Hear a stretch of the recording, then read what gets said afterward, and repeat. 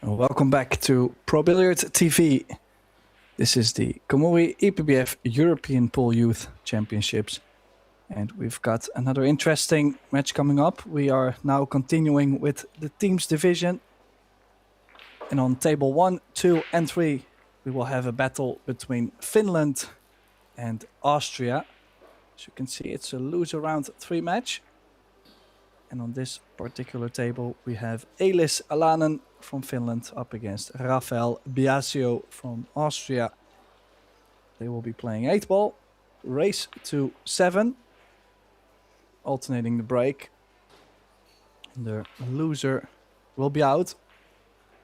The winner goes through to the loser qualification round.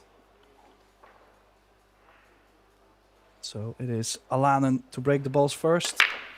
Of course, we have an 8-ball, a 9-ball and a 10-ball match going.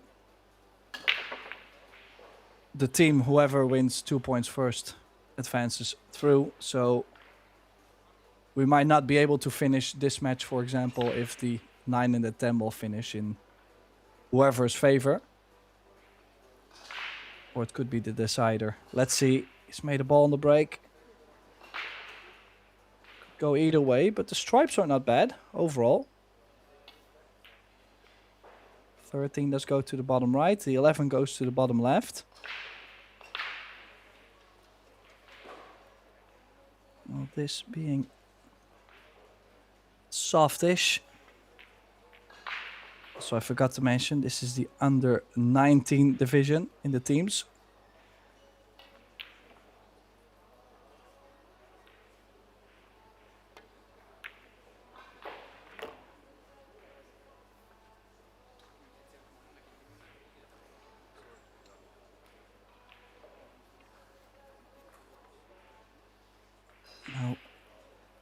Does have quite some angle on this 11 ball. I kind of like taking the 12, top spin, and then work your way back down with the 14. I think it's the easiest shot. Before you actually disturb the 8 and the 13, you don't land on anything.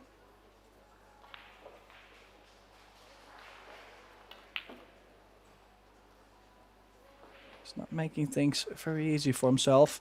And now on the rail. Good play for the 10 in the bottom right. Needs a bit of top right spin on this.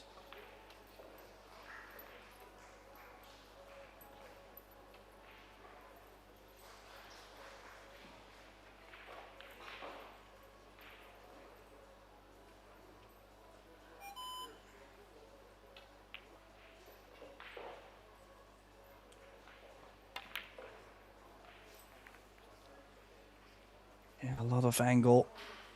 Now, this might have actually ended a bit safe. But the 11 and the 13 now quite locked up if Alanen gets back to the table.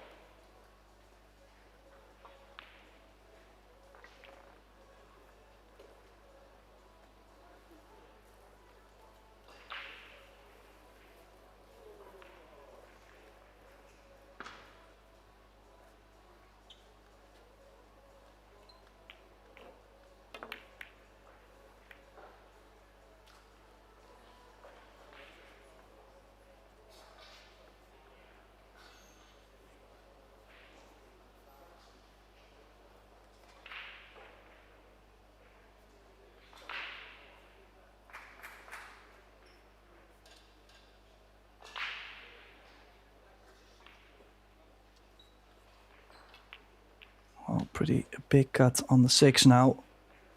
Doesn't really have any other option. The cue ball will be going at least 2 rails.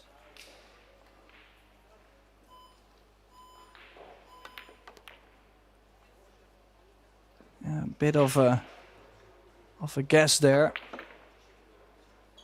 Gotta say, cue ball tracking all around the table. Maybe for both, some early pressure, you just don't know. Cannot really feel whatever their mind is going through. Can only see based on their body language. Alanen not so energetic in the chair.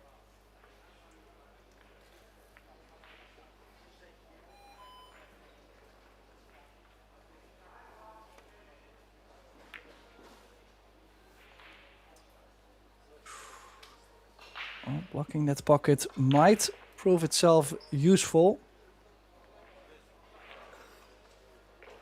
13 still a problem. The 11 does go to the bottom left, but might have to go for the 11, trying to run the cue ball 3 rails around. Run into the 8 maybe, like try to land on the 13. Need such a big stroke on this 10.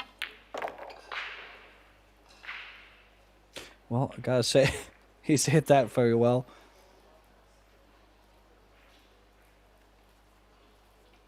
So now, just top spin, maybe a hint of inside, right spin. Crawl softly towards the 4.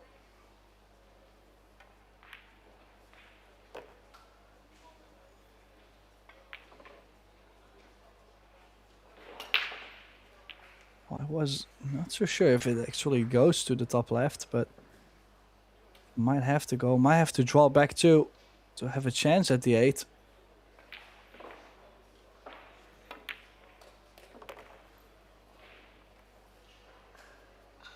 And then now the 8 to the top left to take the opening rack. Bit of an odd one for both sides. Not the prettiest of starts.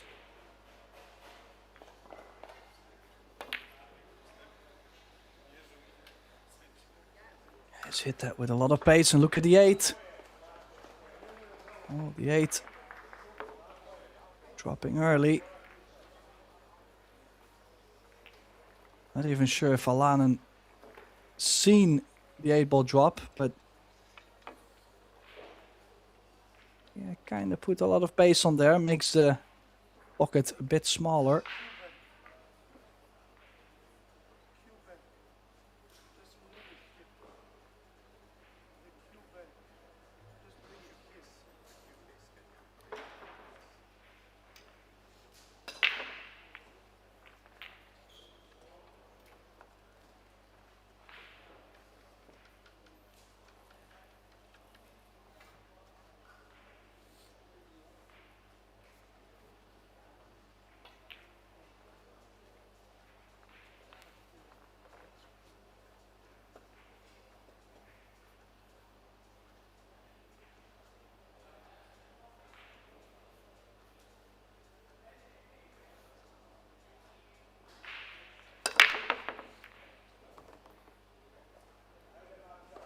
Yeah, nice break. Cue ball past the side. So good cue ball. 2 balls going in. Now, the 2 ball is being blocked by the 14. So that could be an issue for the solids. But then the 12 is being blocked by the 1 ball to the top left. So either way, we'll have to solve things. Now, if you go for the solids, you could maybe use the 3 or the 6 to get to the short side of the 2 ball.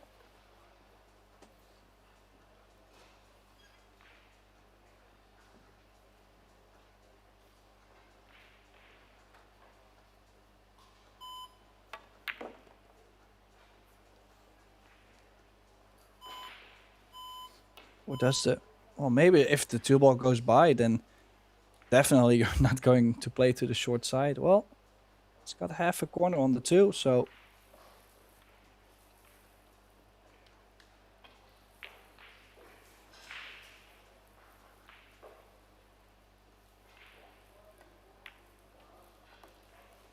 I'd like to still have the 6 ball there to land on the 8, because the 8 ball might not go by the 14. So in that case, I kind of like 1, 7, 4, 6, and that way you're nice and close to the 8. I mean, I was also assuming the 2 ball didn't go by the 14, and yet it did, so maybe the 8 does go by the 14, but from this top view, I cannot imagine. Maybe he's playing 4-1 and trying to use the 7 to the right middle. Again on the 8 for the bottom left. You kind of need to get straight-ish on the 7 to be able to get there.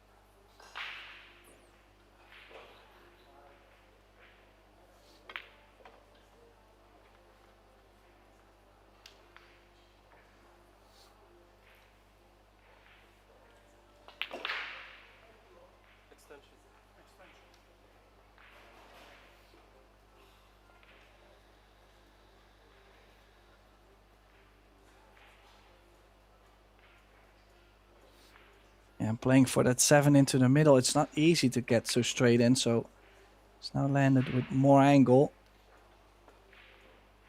So spin will be involved. Is he going with top left spin? Is he trying to play for the bottom? What's the plan? Oh, I think he was trying to go in between to play the 8 in the top corner, and well, he might have a thin one into the middle. But I don't think he has enough for a bank.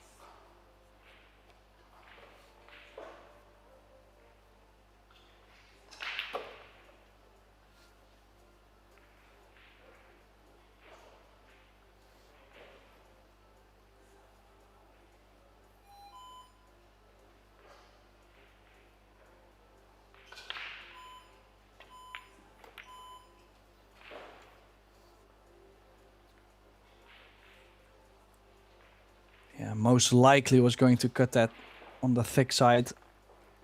It's the most comfortable side to hit that kind of shot, of course.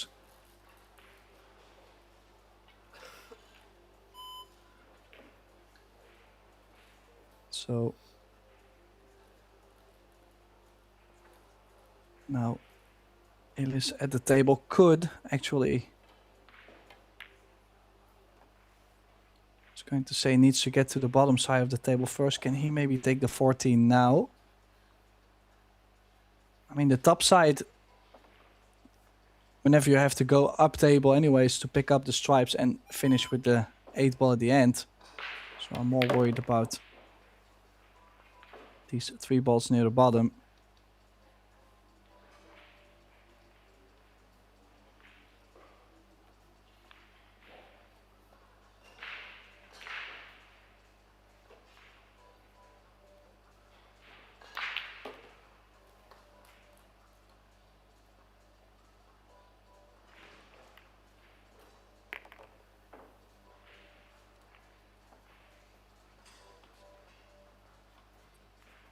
Oh, he's making something work. Still has the 10 to go to the 8, but I'm just personally not a fan of bringing the cue ball back and forth. It's easy to land with the wrong angle. And again, he's getting too much out of the ball. He's using a lot of long strokes. And I feel like you should still be cutting the 15 to the bottom left.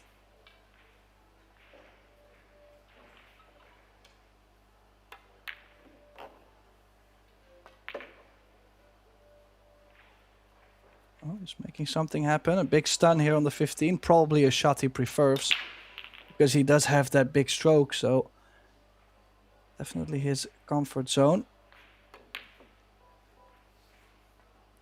But he's missed it.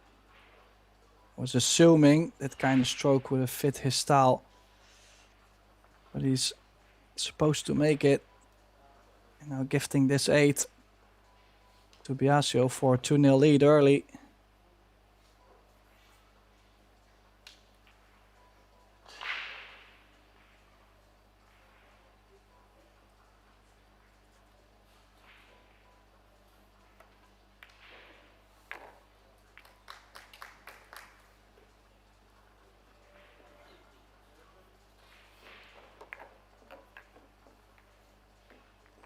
So it is 2-0 for Biasio. In the meantime, 1 each on table 1 between Attila Seaman and Miro Bagge.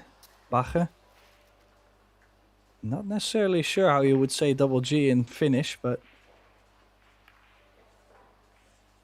Bagge, probably, I'm assuming. Anyways, 1 each, and the Finn at the table. Not the best start. Also table 3. Konsta Kivinimi is down 1-0 against Marcus Schleindler. So Austria having a slight upper hand early on in this match.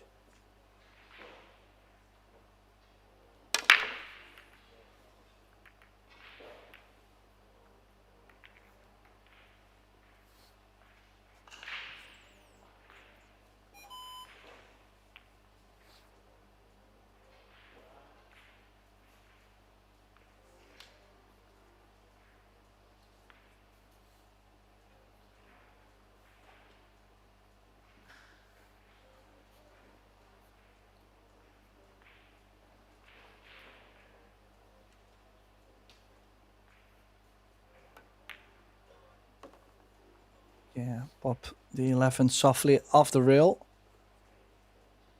No, he wants to take the 15 first. Is going at least back to pick up the 11. Needs an angle on the 11 to get to the 10 ball though. No.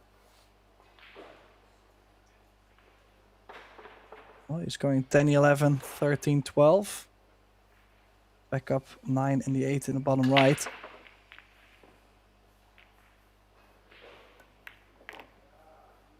Just with how close, with how close the 11 is to the rail, if you get a little bit too much angle, cue ball bounces out faster than you most likely would want.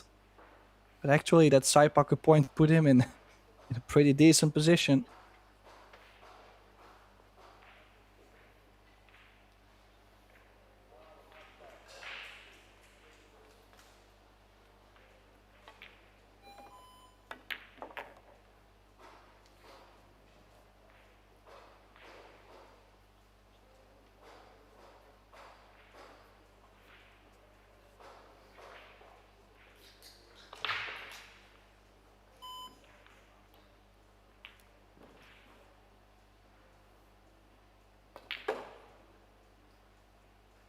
So just gotta stay on the high side of the 12. Can still float this in. Stay on the high side of the 12. Come straight back up. 9 and the 8 in the bottom right. I mean, it should be okay, but he's now opting to take the 9 first. To just draw this back is more difficult, in my opinion, to get straight-ish on the 13. Yeah, I'm not sure if that was the right choice. So Alanen back to the table, but he's got two problems. The 1 and the 3 and the 5-6. Awkward queuing too.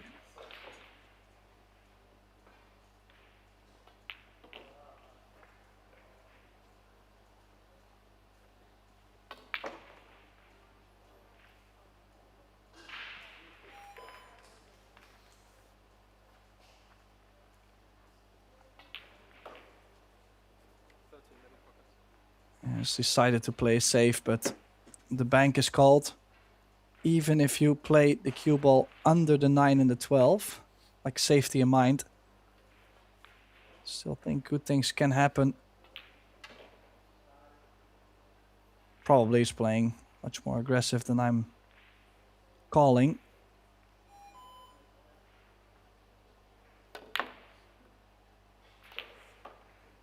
Yeah, much more aggressive. Left the cue ball in the open. Alanen will still have to get to the right side of the 5 and the 6. So I have a feeling this story is going to get another tail. This is not easy. Could do this off the 2 ball right now.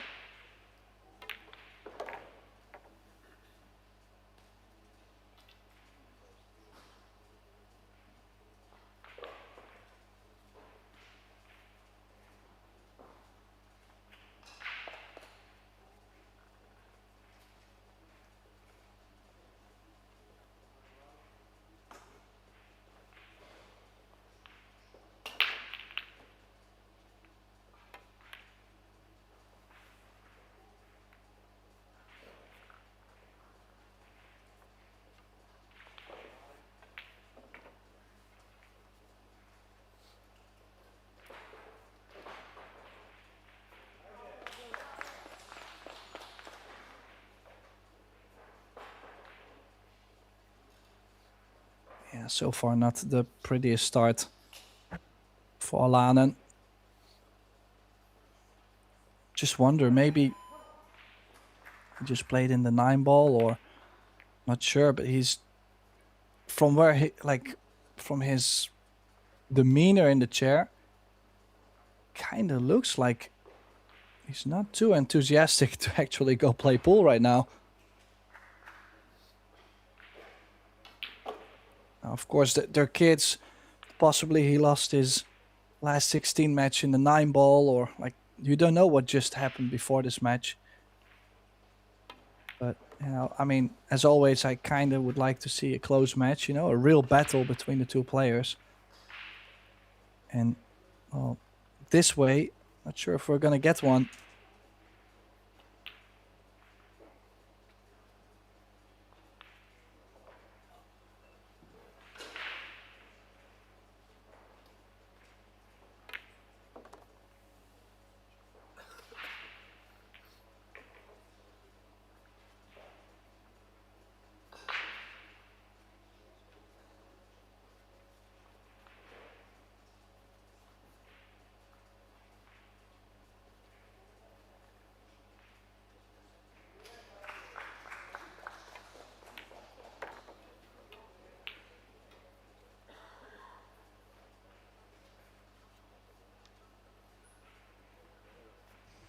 The biggest question is,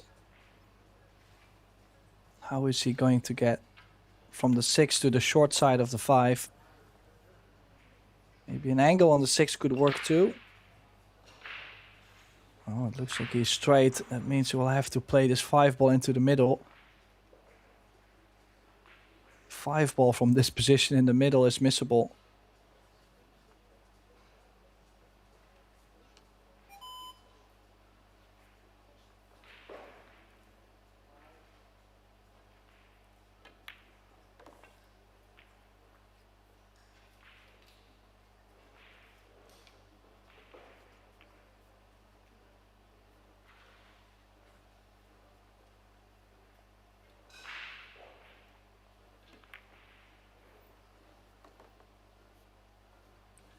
He's played a good shot there. Like I said, that 5 ball, if you're just a little bit off left or right, you could miss the 5.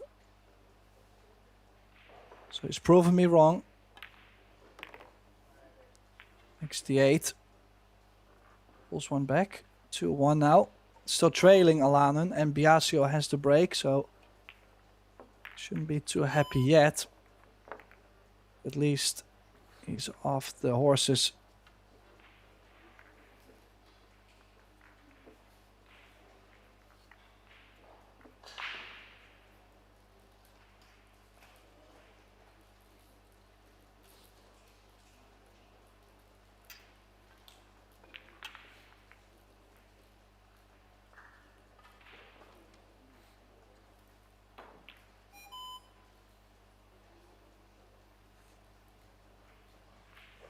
Yeah, the other tables now.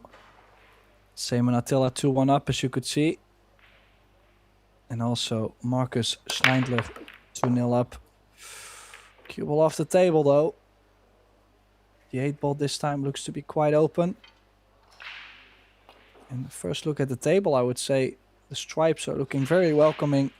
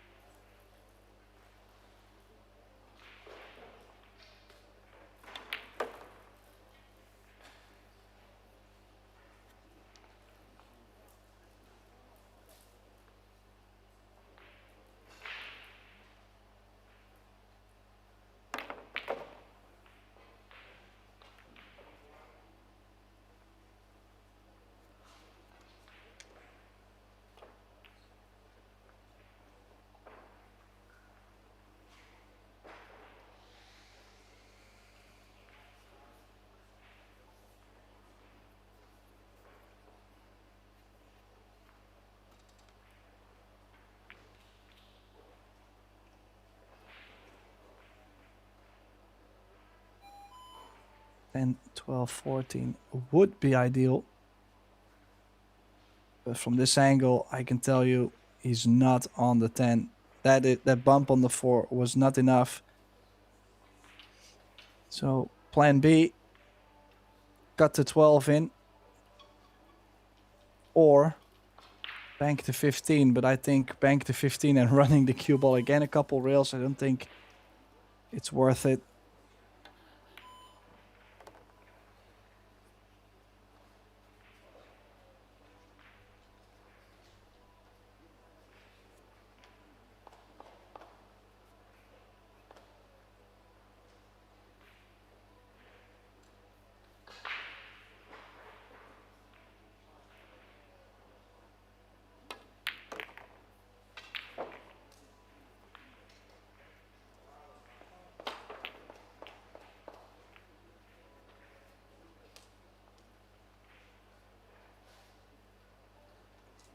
Yeah, and so straight on the 14.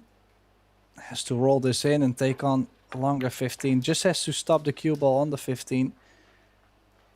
But he's putting himself closer to the rail. Can he make the 15 and not slide behind the 6?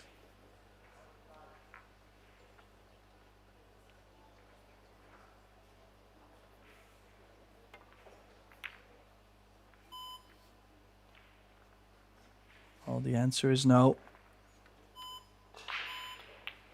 So Biasio back at the table. He does have the 7.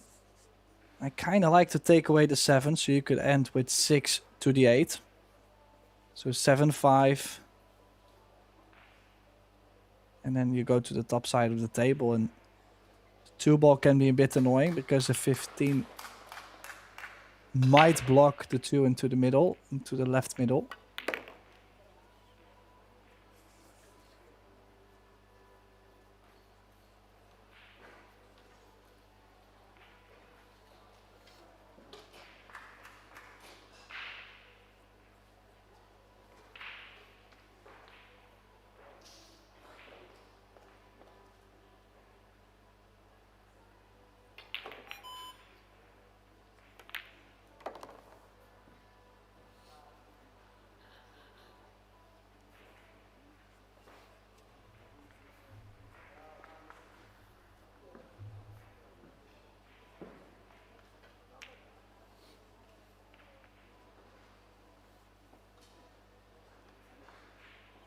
Yeah, I don't like him again going to the top, now back to the bottom.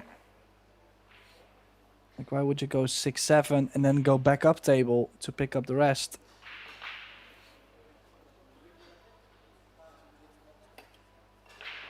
Can imagine at some point he's gonna run out of position here and there.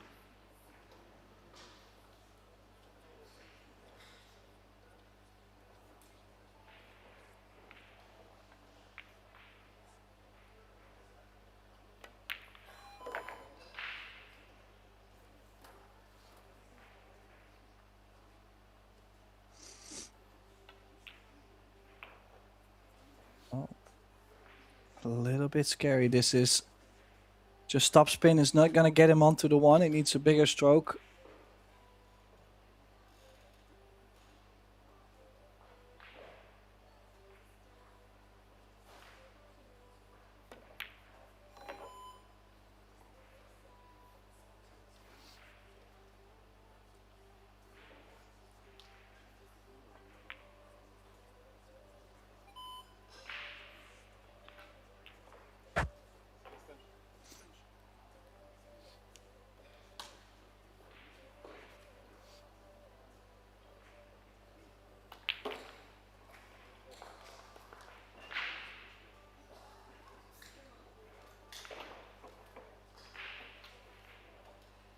Just gotta watch the scratch into the middle.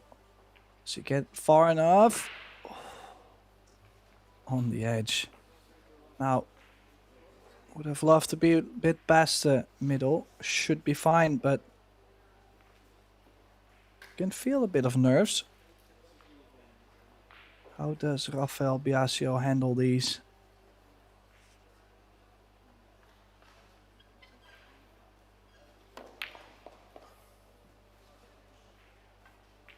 Well, another chance for Alanen. And like I said, Finland needs to get going. All 3 matches they're down.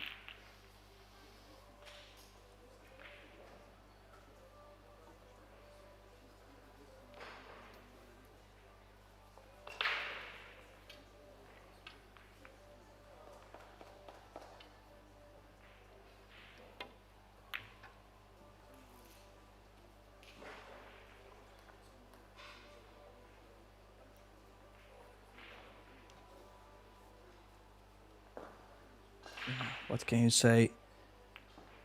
Just missed it by far. And another chance for Biasio, who is at this point just happy to get the match over with, to get to this point. Oh, or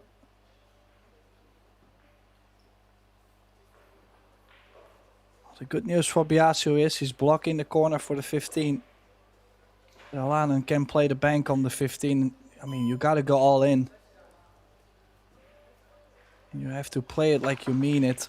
You cannot just play this with an in-between stroke.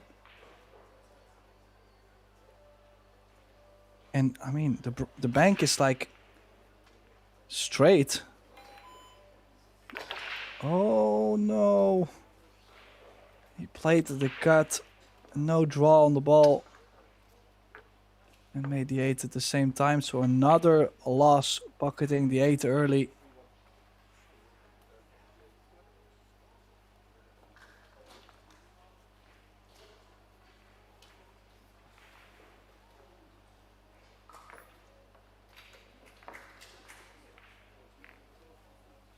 In the meantime, table 1, Miro 3-1 behind. He is at the table, as you could see, with the ball in hand. But now, things starting to get worrying. Of course, it's races to 7, and in the 9 ball, it's race to 8. But to fall behind 6-2 or 5-1, race to 7, race to 8 is not so ideal, you would say. I think it's interesting how Biasio, being up 3-1, is taking his time out on this match.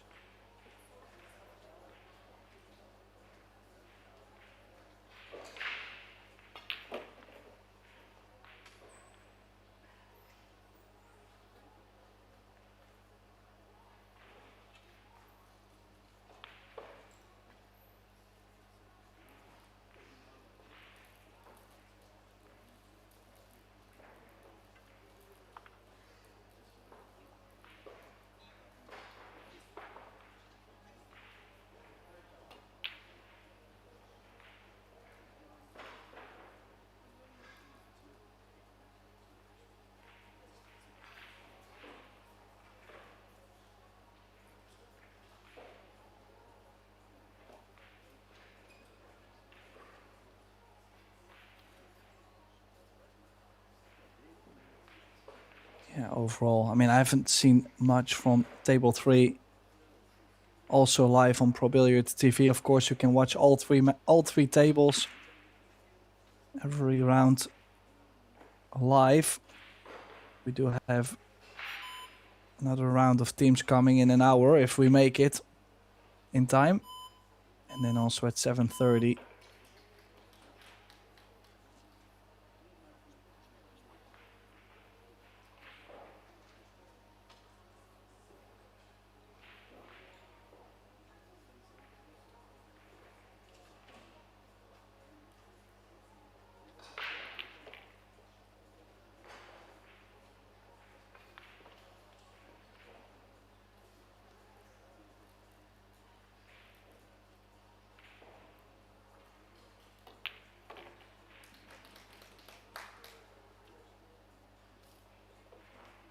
Yeah, Austria taking a 4-1 lead on table 1. They have a 3-1 lead on table 2. And they have a 3-0 lead on table 3. Things looking ominous for Finland.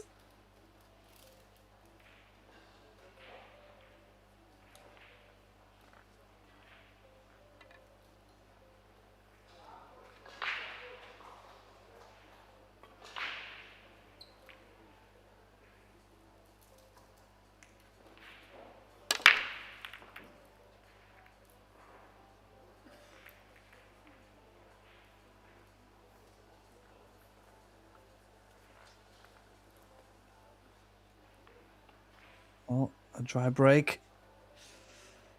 What do we have? Good start with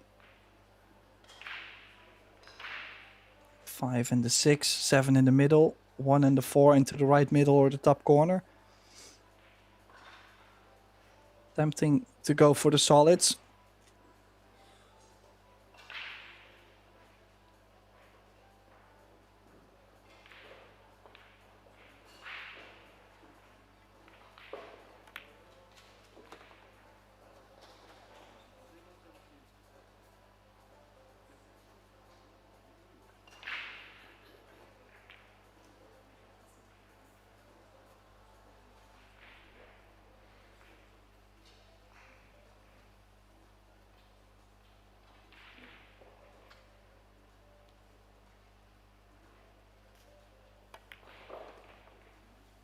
Ooh, did find the window between the 4 and the 1. I don't think that's what he was trying. Maybe he was trying to catch a piece of the 1 or the 4. Just give them a little nudge to the right side of the table.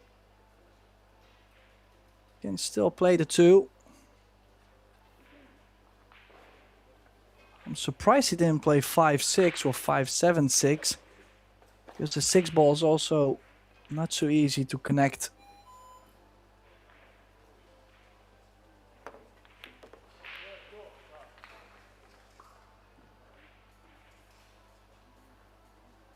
Things now getting worse and worse.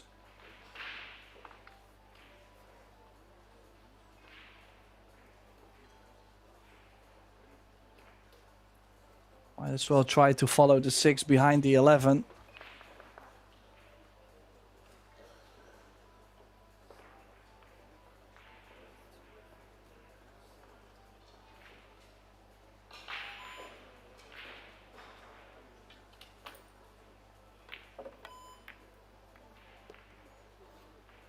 Also would have liked it if he missed it, leave the 6 over the corner.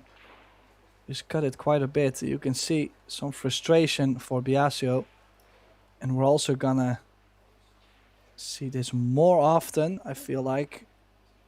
Just because the European Championships, it takes so many days. I feel like it just wears them out a lot. I mean, I've seen it on the professional circuit, on the men's EC, for example. But these are much younger players, maybe not physically as strong too. And they're young and wild, and you know, they like to stay up late, don't go to bed early, all this type of stuff. Been there, done that.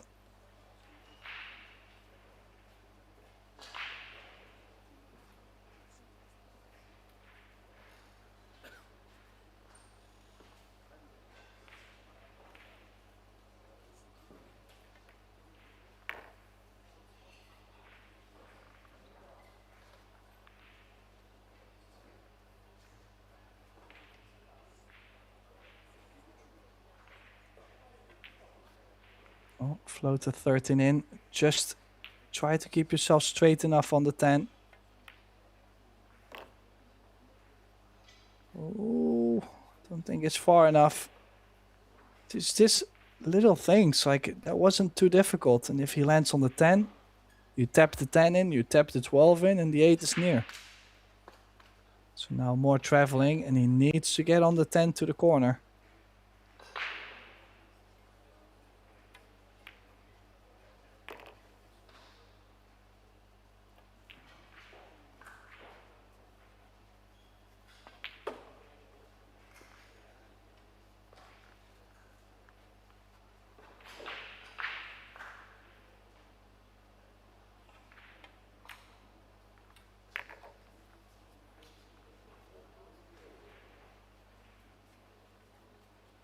This 8 for 3-2. Okay, Alanen has made 2 mistakes by making the 8 ball early. Could redeem himself. Yeah, that's more like it. 3-2. Okay, he doesn't have the break, but he's pulled one back. His country needs it.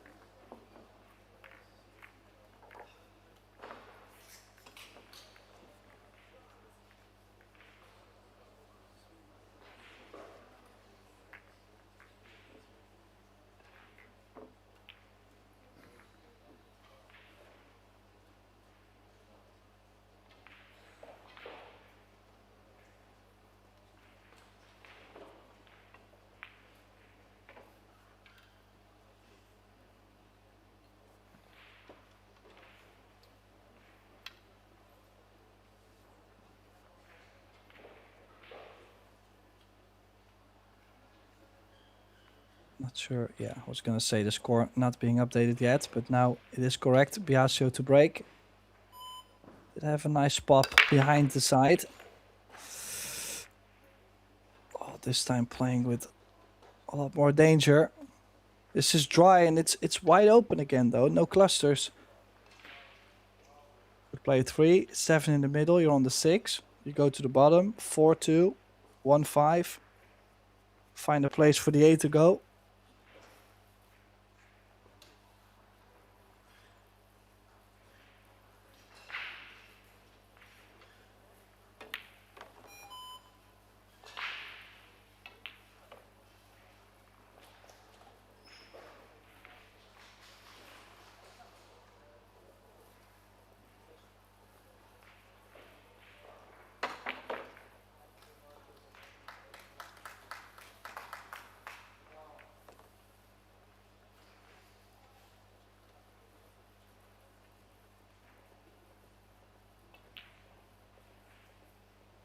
A bit tricky. Can he still play this with a lot of right and soft?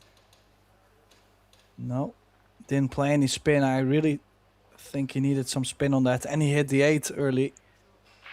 So ball in hand. Okay, he's made a little problem of the 13, which Rafael is going to target soon. The 10 will connect him nicely to play the 8 in the corner. So if you go forward, 13, 14, 12, 15, 11, 15, 11, 9, 10. I mean, there's many ways.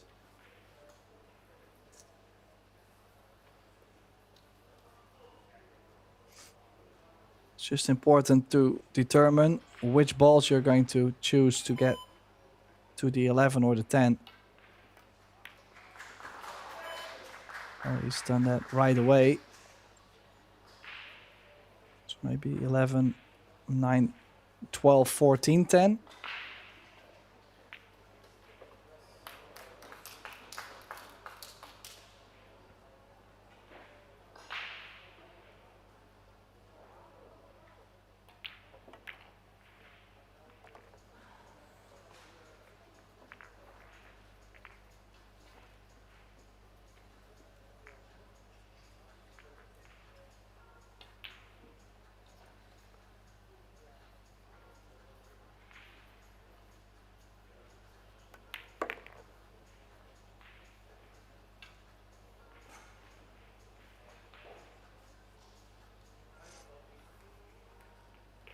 Yeah, table 3 now. Marcus Schleintler 4-0 against Konsta Kivinimi.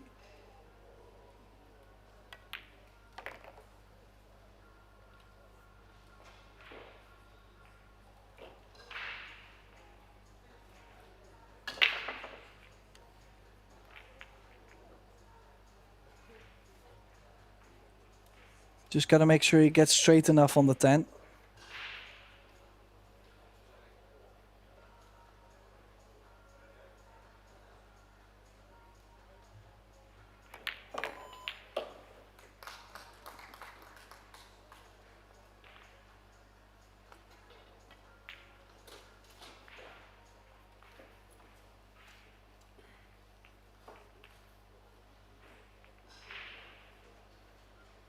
This now trouble.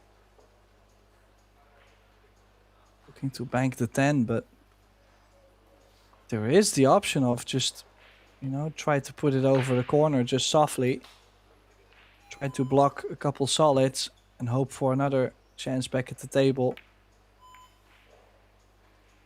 Yeah, the one clearly in the way. And see, now it's always easy to play safe with where the stripe is. If he had left the stripe over the corner, much more difficult.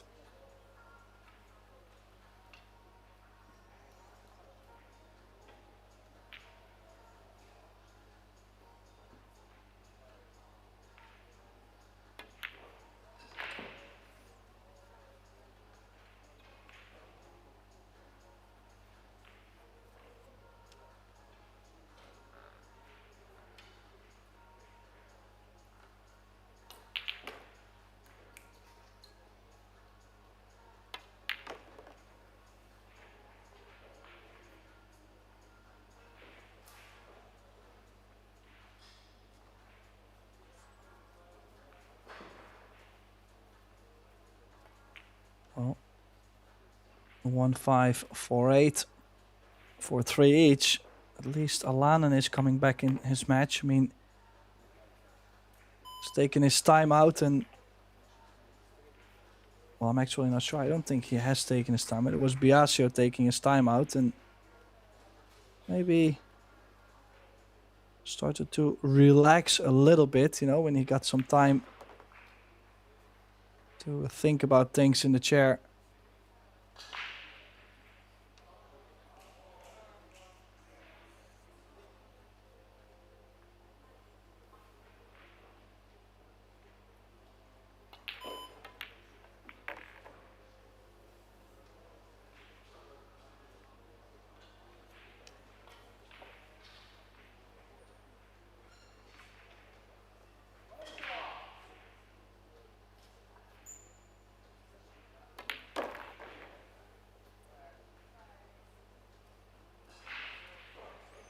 Yeah, so he makes his 3 each. And that means we have a match here. The only problem I can foresee is the fact that table 1, right here, Same and Attila, excuse me, is now at the table with solid layout for 6-1. And Marcus Schleindler 4-0 up and is now getting to the table again. So we might not get to the end of the 8-ball. Always feels a bit odd to have 2 matches finish and then one team wins, so you don't have to finish a 3rd match. Because I'm always curious to see who was going to win the match. For a second I thought Rafael Biasio was going to steal this match, but then he started to miss some 8-balls. And Alanen now a bit more solid. Just a break there, the cue ball kissing, 1 ball tracking towards the middle.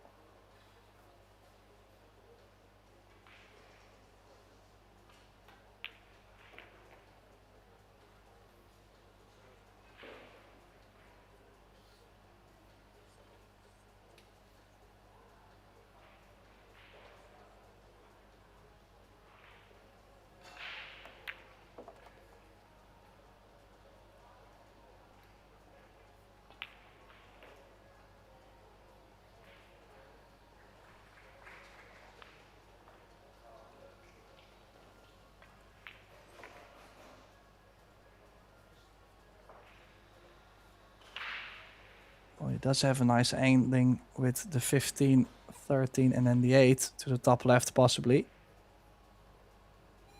And he was looking at getting on the 10. I like that. 12, 10. A nice angle on the 10 too. Just stun, pop out of the rail. Get straight on the 11. You can go forward from the 9 to the 15. Now a bit more pressure, of course, on Biasio. He was up. Things looked quite comfortably.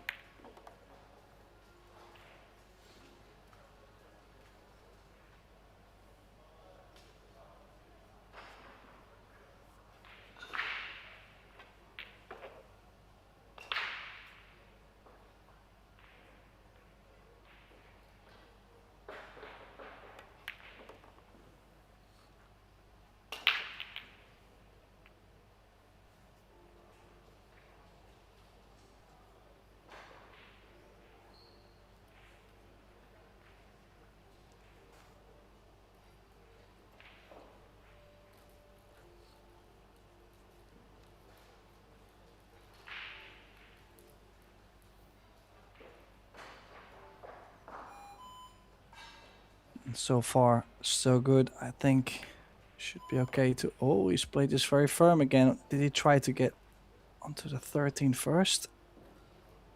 Still, I feel like he should take the 15 to the top left first.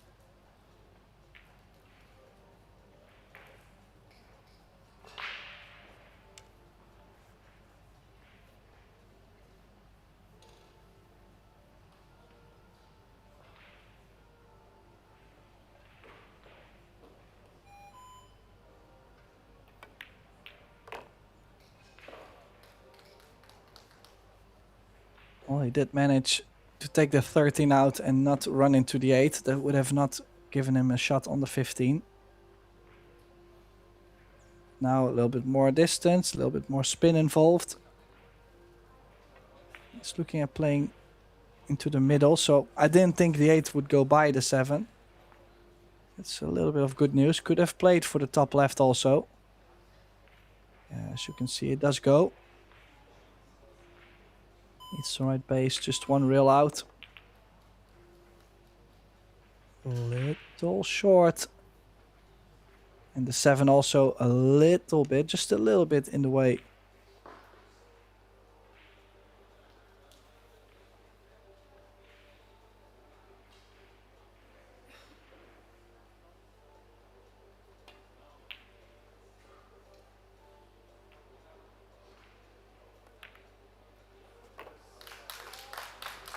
No problem at all. He does clear up on a dry break from Alanen. So 4-3, Rafael Biasio. Same in Attila, 6-1 up. Schleintler still 4-0.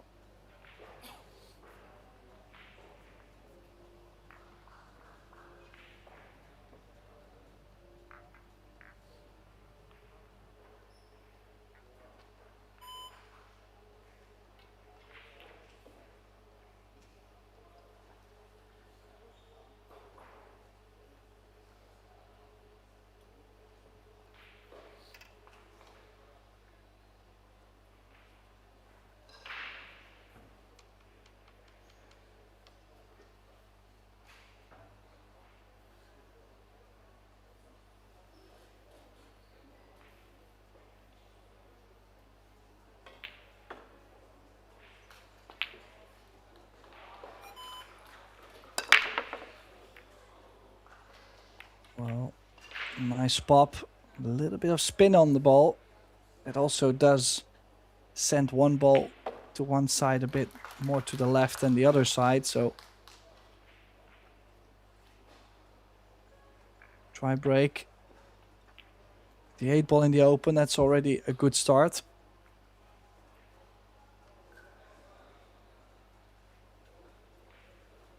I like the stripes. Probably would start 15, 14, 13. Crossover for the 12, 11, 10 area. I don't mind keeping the 9 ball there.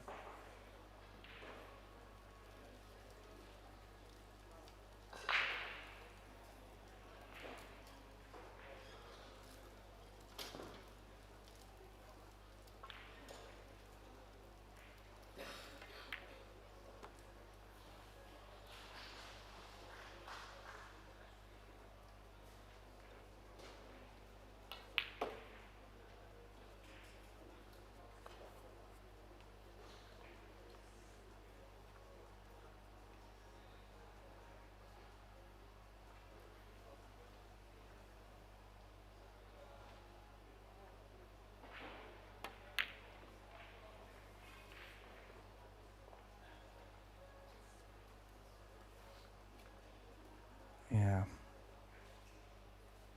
It's just clearly struggling at times. I mean, overall, I don't mind the pattern. The 9 was going to play him onto the 15 as the ending. So just make the 12 get on the 10. 11 in the middle. And you should be fine. Now, 3. Take the 6 away so the 4 does pass to the bottom right. Could also play the 1 ball first. Could go 6-1. Could go 1-6. Now, the 2 ball looked to be blocked by the 9. So that's another issue he might have.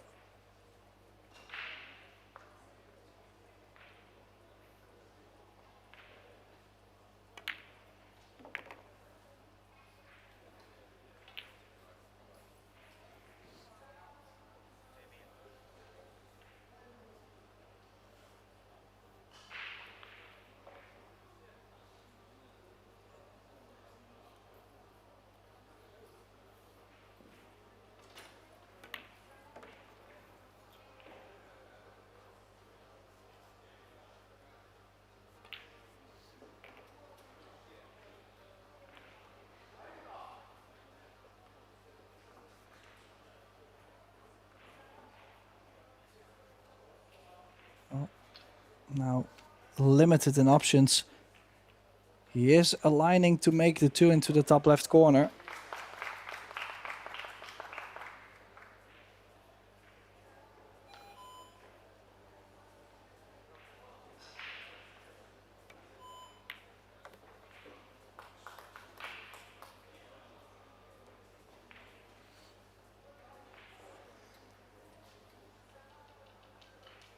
Would have loved to be a bit straight on this 5.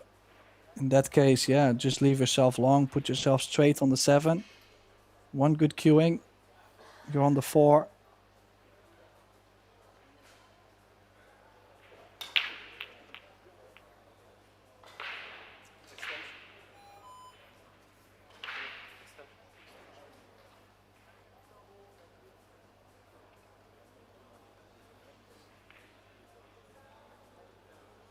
It's running out of time, got a bit nervy.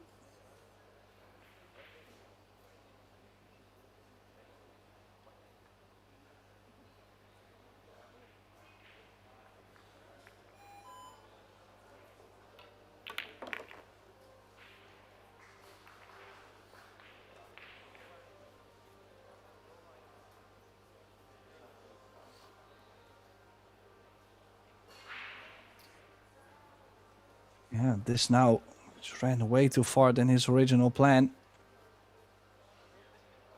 Not even sure if he can still cut this. Other option could be a straight back, the bank into the top left.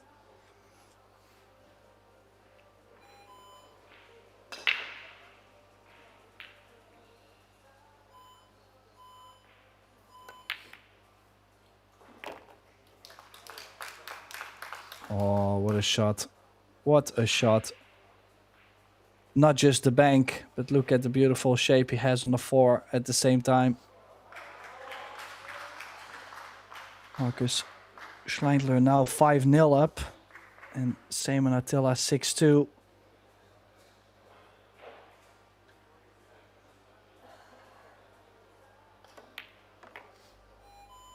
Ooh, bit more spin on the cue ball than he would have liked. That nudge on the 8 doesn't push it far enough to go into the middle, so we'll have to cut this into the corner.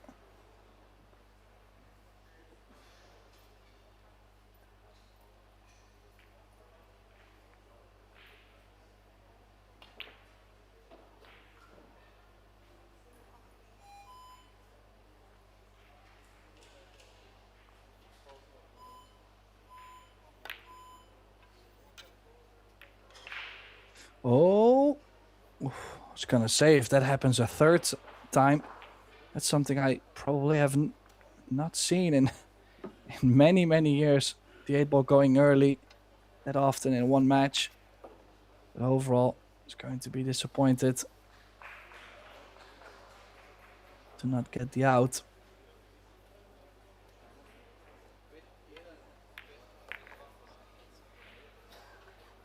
Now, I'm not a big fan of this 15. Could play the 11 now with top left spin, 2 rails for the 15 in the middle. Or low left, works too. It looks like he's now taking on the 12. Don't get behind the 15, because it doesn't go to the top right. Yeah, look at how much he was doing with the cue ball. Why would you do this much?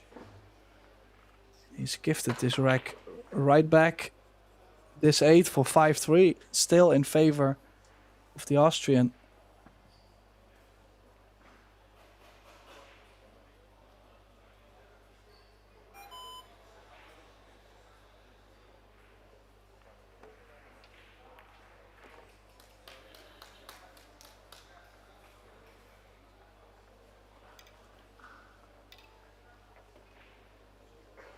So 5-3. Alanen does have the break. Can he make another move to get this a close match? And as you can see, Attila at the table. Didn't get on the 6-ball. But he is on the table to possibly close it out. Is he going to bank this?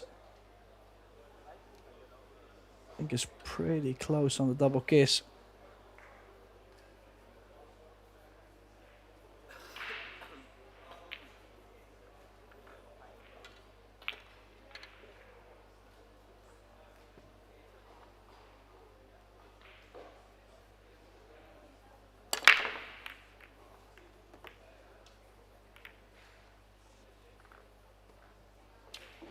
Oh, he makes balls.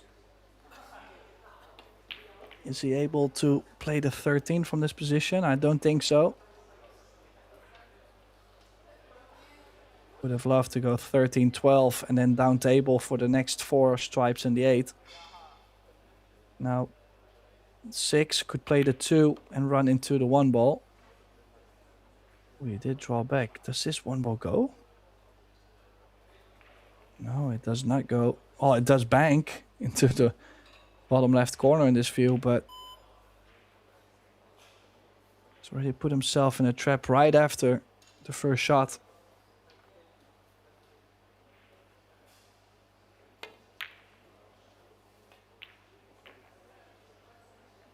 And look at this. He's also given the 13 now. Like I said, 13, 12, you slide down. You could land into an area where you can pick whichever of the 4 is more comfortable. Team leader Serbia and North Macedonia, please come to tournament desk.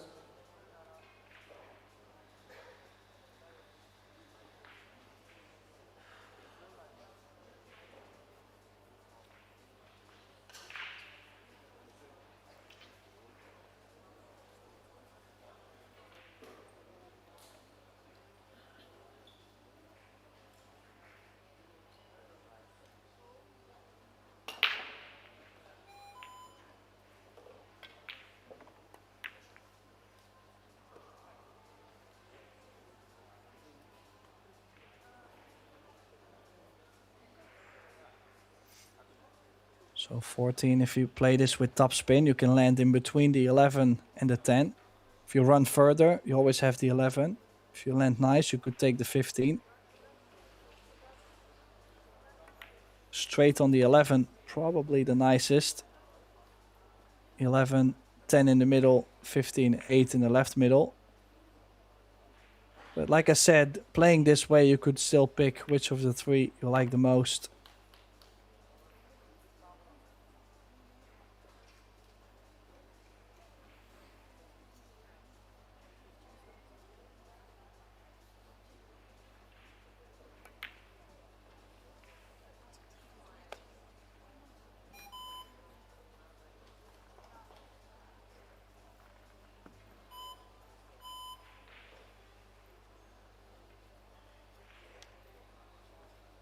Cannot imagine he missed the 11 ball to still get on the 15. Maybe some nerves, I don't know.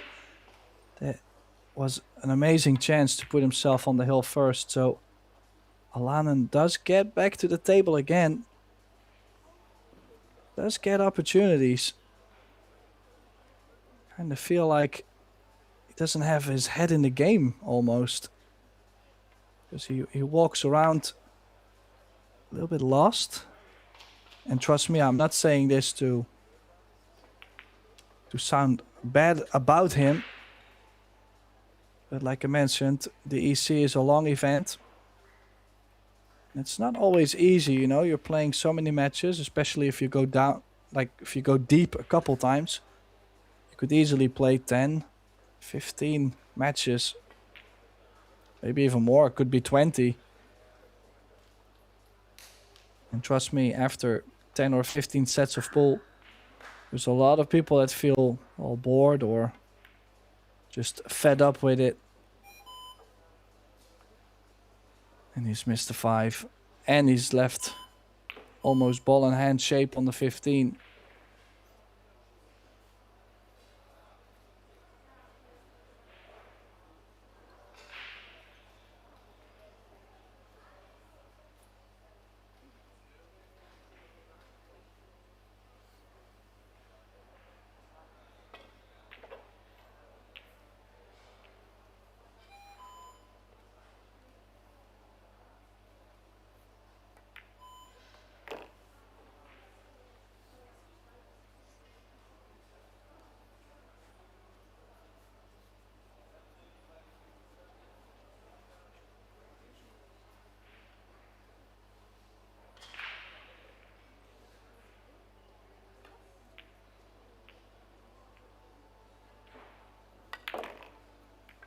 Oh, why would you go back? Why would you not go forward? 2 rails for the 8 in the right middle.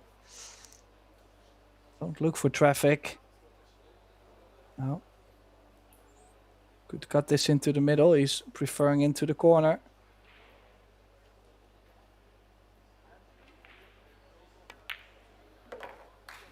Yeah, nice and clean. That is for 6-3. That means now 2 matches in favor of Austria. 6-3 scoreline. And 5-0 for Marcus Schleindler. And Biasio to break, possibly to close it out and take the first point for Austria.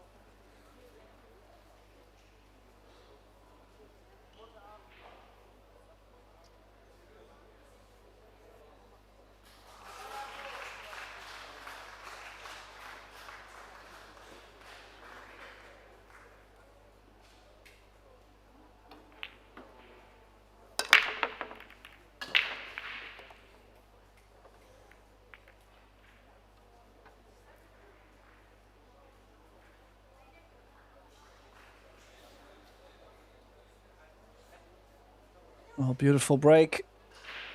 And look at all the solids. We've got 5 of them on the top side.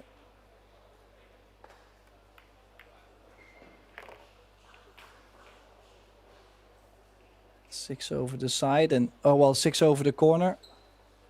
And the 1 ball into the bottom left. There's a lot of space. Both groups separated nicely. 3 into the bottom left. Could go 2, 4 in the middle, and then the 5 to get to the 1 ball. This is a chance to close it out, and Austria just demolishing Finland this round.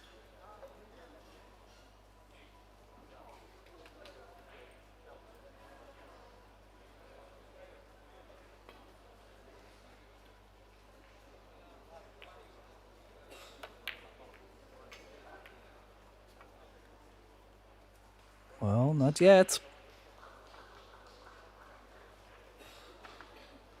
Yeah, it does tap the table, but I mean, he knows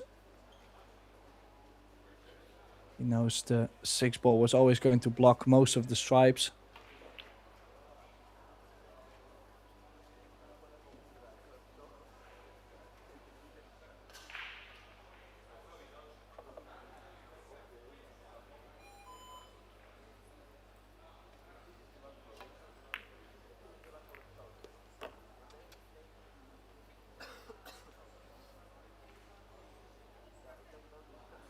Well, it's a good start.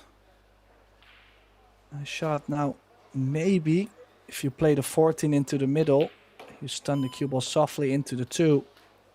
You do have the cut on the 10, and you could play the 13 into the same corner as the 10. Question is, does he recognize this chance? Maybe not even stun. Maybe just stop spin is okay. No, he tried to do a lot with the cue ball there.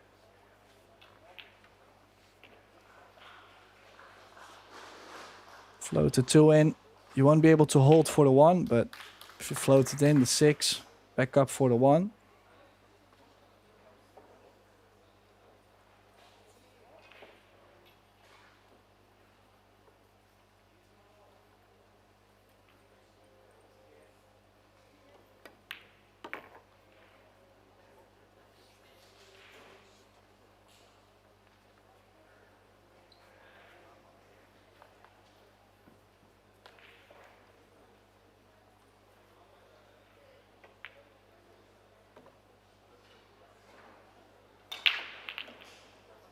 Needs a big stroke to get the cue ball out of there. Quite straight on the 5.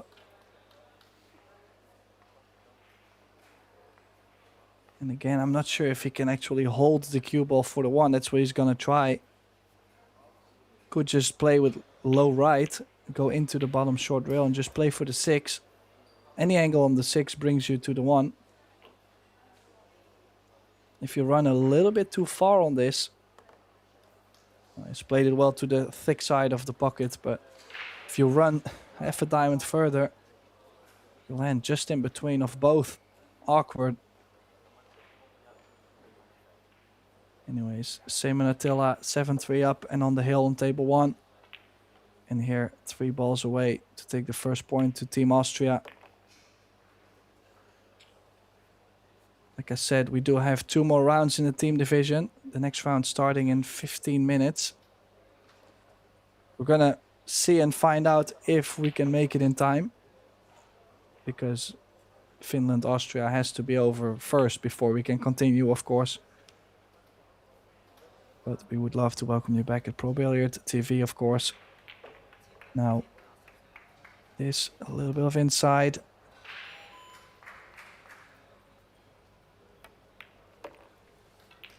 Oh, a lot of traveling. A lot of traveling. Where did he go with the cue ball? Why that much pace? Well, at least it's an exciting ending. This 8 ball for the win. Or does Alanen get another chance?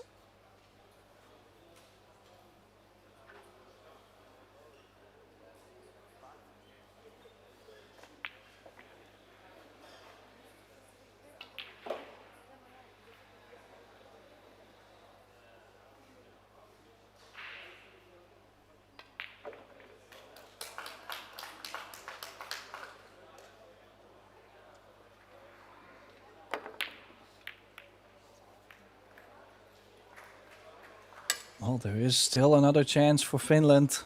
I mean, the hopes are slim. You could see in the background, Marcus Schleindler wins 7-0. Terme Tuhelj is up 7-3.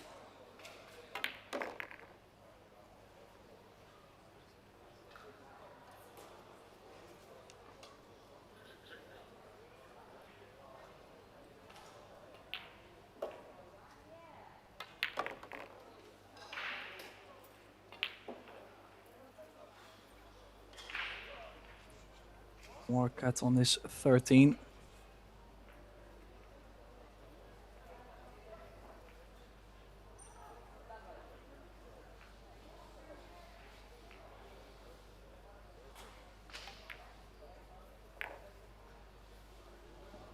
How does he land on the 8?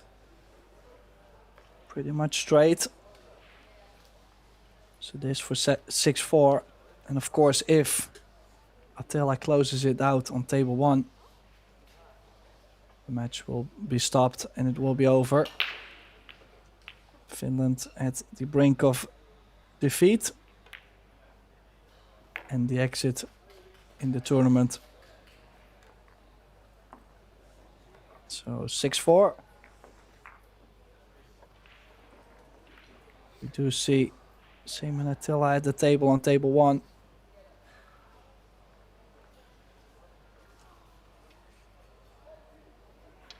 Score is now 7-4. And if he doesn't make a contact with the 9, I was gonna say, if you push the 9 or move something around. Oh, it was actually after the break. It was a push out too. Okay. I was gonna say ball in hand would leave a 2-9 combination. So we do still have some time. You never know. Miro might win the next 4. Alanen could win the next 3. That would be an incredible comeback.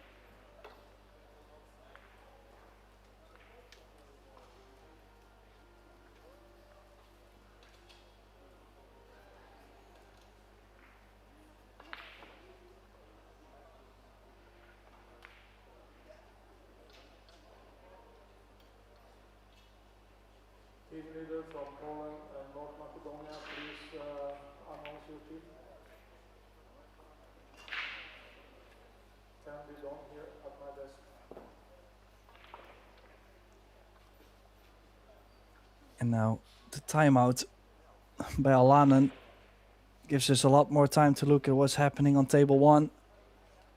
Well, Attila in a little bit more trouble. Should be able to hit this one rail.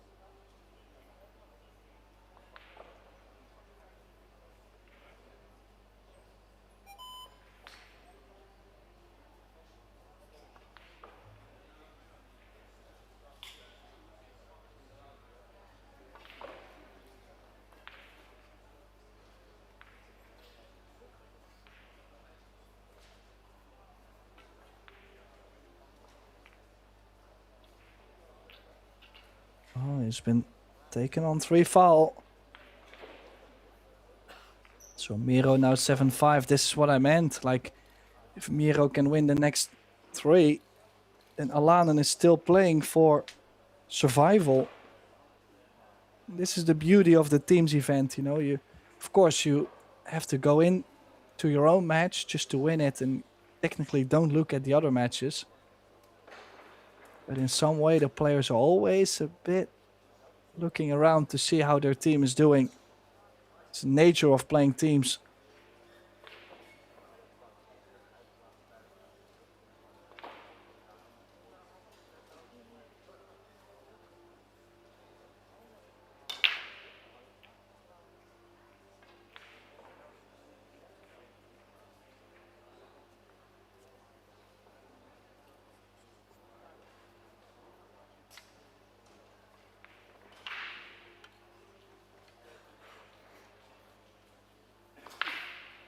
So 7-5 on table 1, 6-4 on table 2.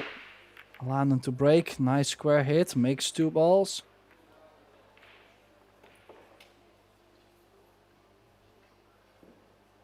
Does he get a reward?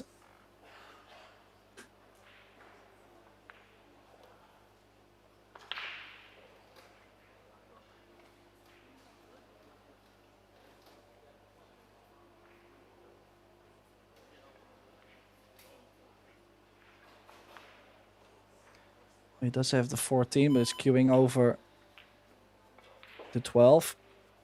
Maybe he does have the 6 in the middle, if he wants the solids. Could play the 14, stun into the 2, and the 2 will push the 10 over the middle. Oh, probably the shot clock got him there. Messy starter, and still an open table for Biasio.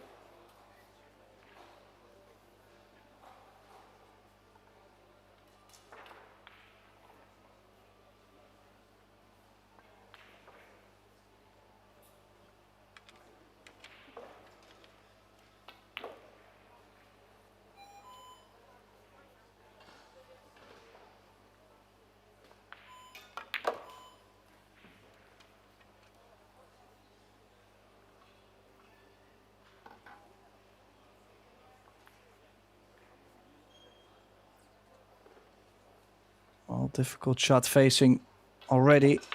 Of course, he had to take on the combination first. Still the 10. Not very available.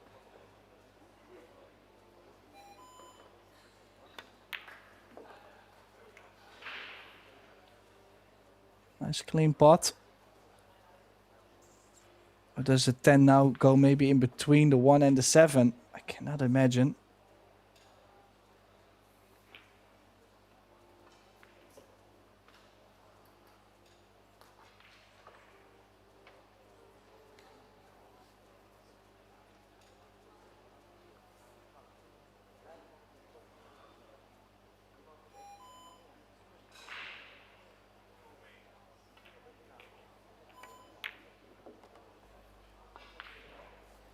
Does land on a shot on the 10 ball to the top corner. Maybe able to go forward. The scratch is kind of close.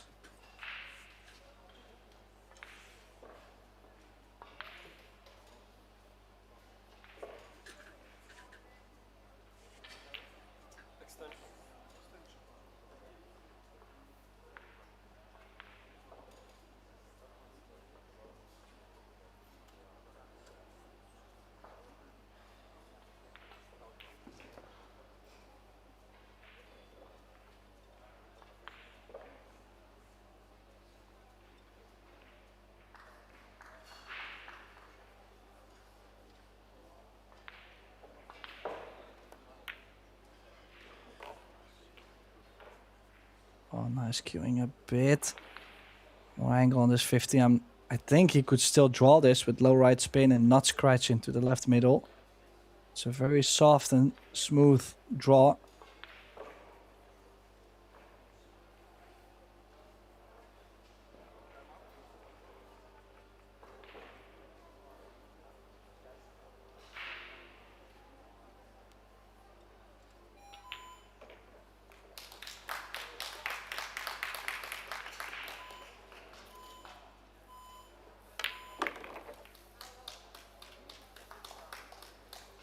Oh, tried to pull big arc, but it doesn't matter. As you could see, Terme Tuhelj has beaten Miro Bagge and Austria advancing through to the loser qualification round. So that's it for Team Finland, and that's it for this round. Like I said, we are supposed to start in 3 minutes.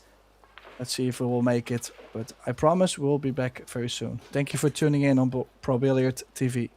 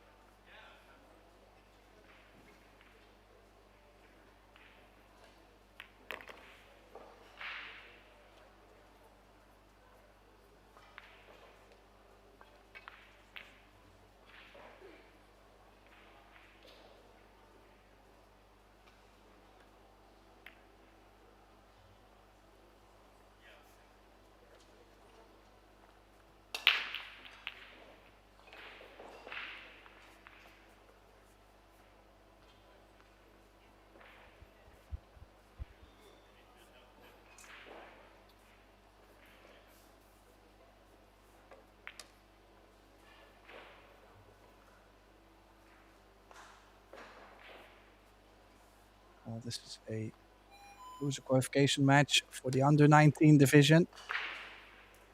This is to qualify into the quarterfinal. And I would like to welcome everybody back to the Pro Billiard TV and the Kamui EPBF European Pool Youth Championships. I was already trying to go over this whole rack, but apparently it was a little bit of a technical issue on my side. So glad to be here. Looking forward to this match. Of course, Poland against Estonia. The team that gets 2 match points on the way advances through. So he needs 2 out of 3 matches to get to the quarterfinals. Now, it was actually a good chance for Garkovsky. The solids weren't laying too bad. A good chance for Tom now to take this. Did get a little bit more space on the table.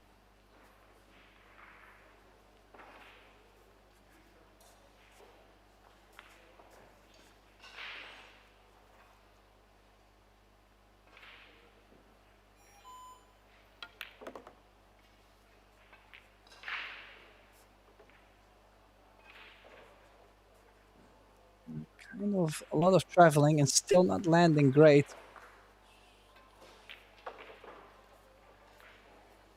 Quite some angle on this 12, so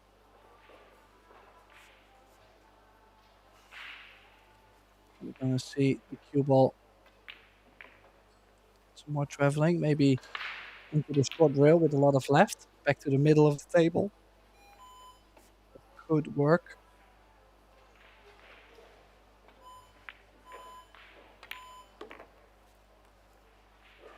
It's very short on speed.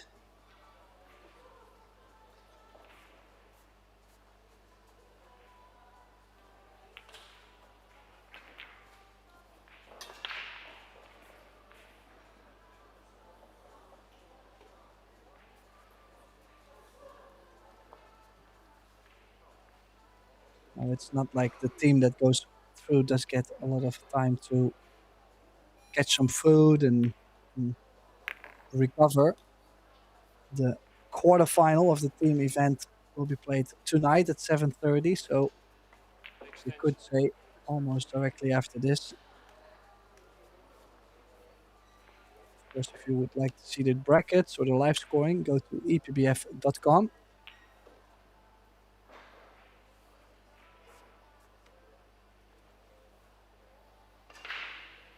It's a nice kill stroke on this 11.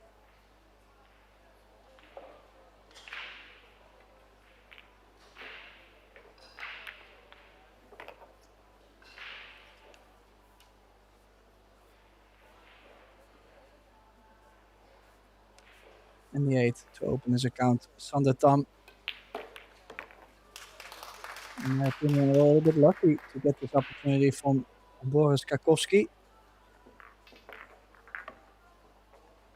Haven't seen Boris too often, or actually haven't seen him play yet. Just the first rack. Shall be gutted to not run out on this. That ball to the middle to get on the 2 ball, that was basically the only tricky thing you could imagine.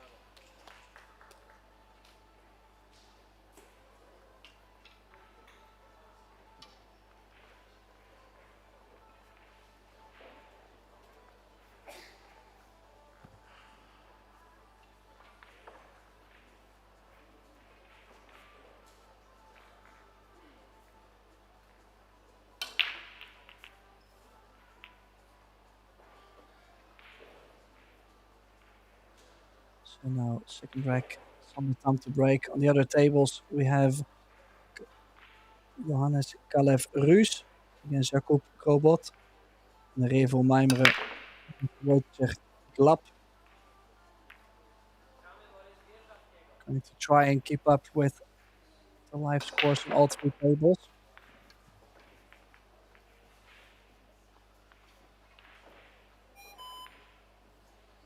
Krobot 2-0 up and Glap 1-0 up. But we are playing races to 7 and 8, so still plenty of time.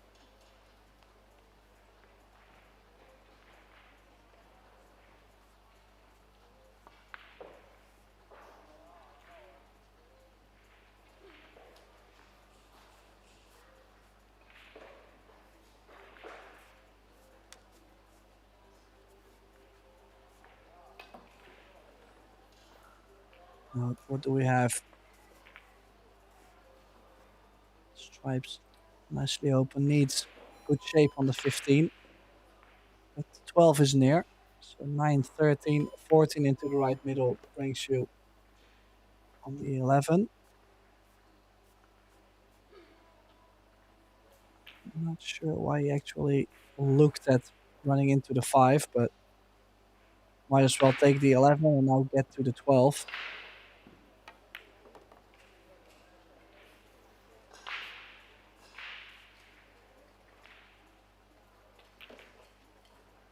He's already lost a little bit. Off angle on the 10.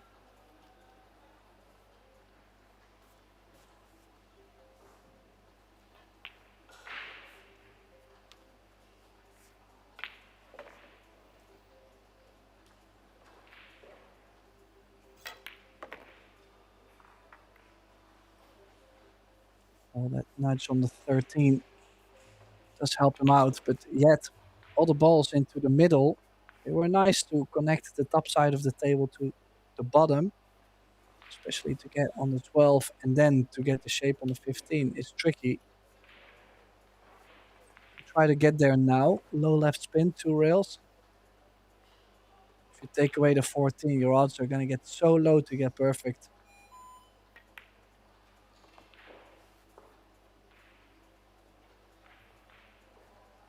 First step, let's get the shape on the 12 now. Can you maybe stun this, half ball into the 15? The 15 slides towards the middle pocket and the cue ball slides also to the long rail. That might be something. Sensitive shot to play here.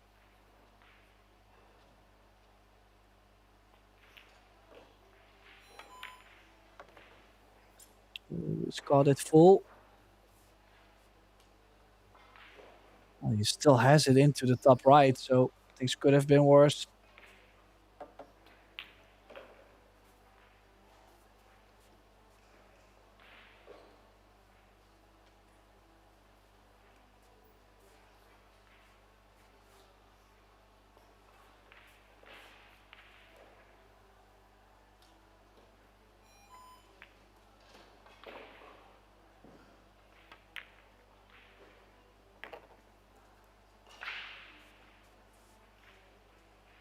Does he find a window? No. I have a feeling the jump cue might be coming out. Still awkward jump too, with the cue ball being so frozen to the 8.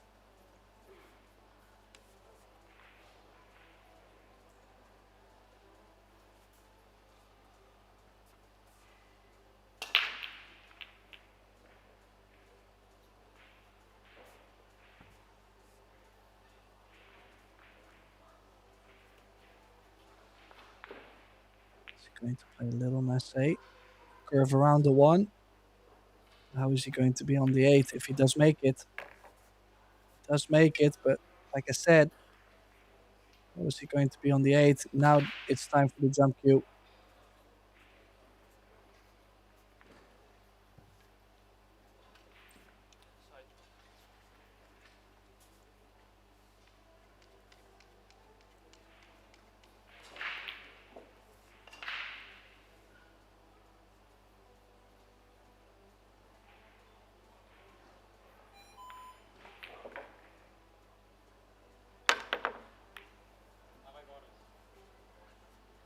Missed the jump, did overcut that by quite a bit. Now it's up to Garkovsky. Needs to probably get some rhythm. It'd be nice for him to close this rack out.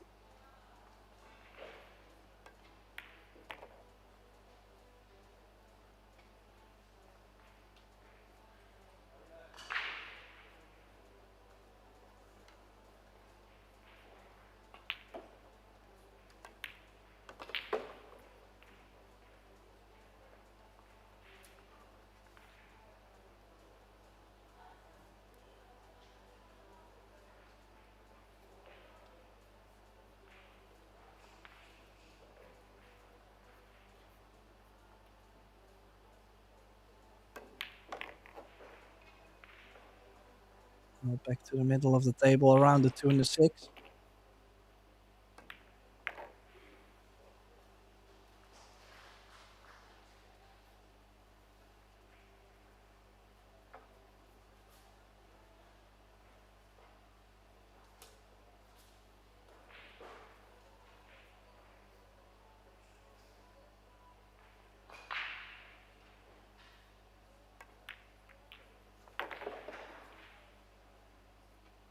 A little bit in between. I think I like to play the 2 into the top right. To play for the 3 in the bottom left. Saves you a little bit of moving the cue ball back and forth. It's easy to land with the wrong angle on the 2, and that's what he's got. So it's not out of the woods yet.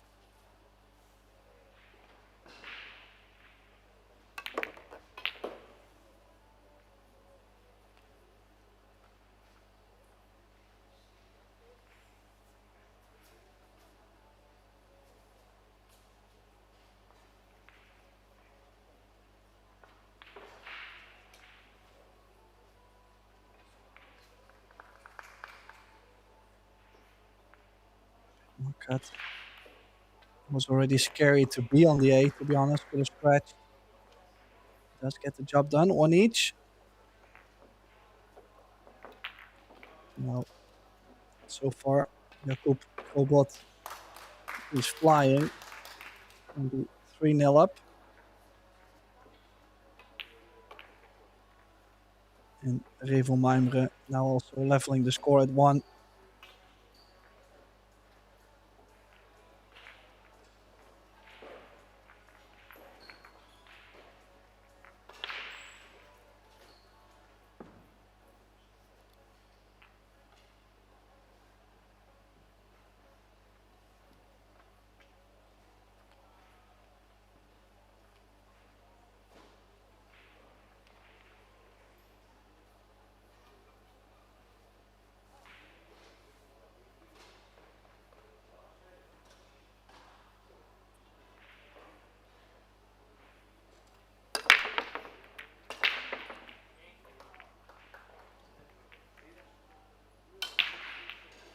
Nice, powerful break.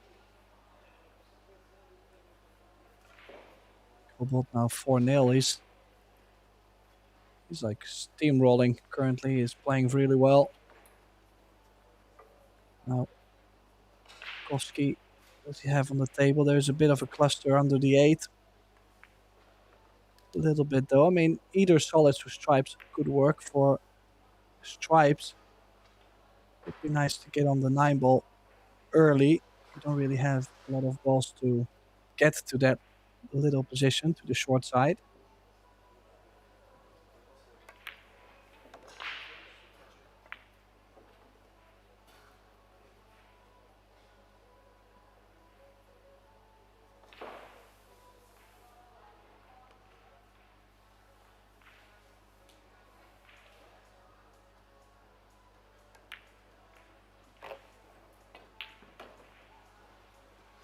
And he does have the 12 to go 2 rails to the 9. You gotta go there at some point.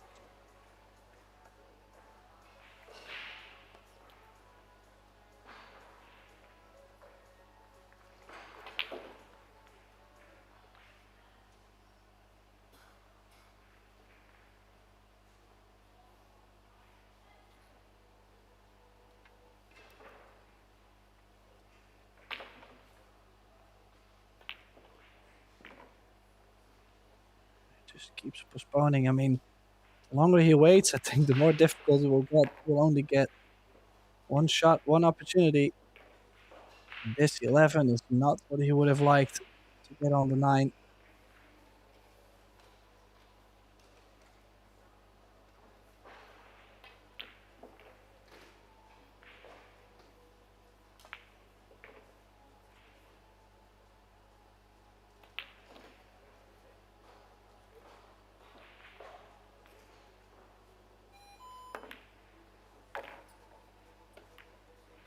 He gets the nudge on the 9. And look at this little bonus. It actually stops over the side pocket too. So he could play this with top right to get back to the middle. A lot of right spin. Unless he'd rather shoot straight. Stun this into the corner and pop the cue ball out.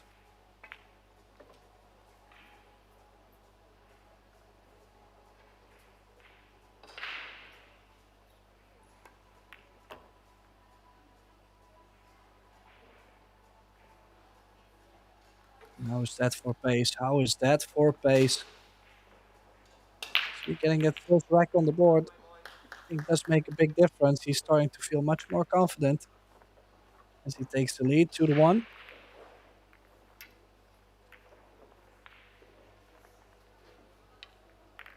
Jakub Grobot 5-0 up in a race to 8 on table 1.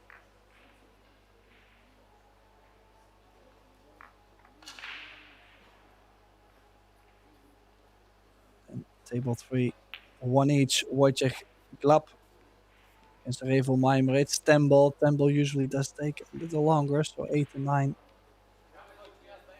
Go faster. If 2 matches finish in favor of either Poland or Estonia, the third won't have to be finished.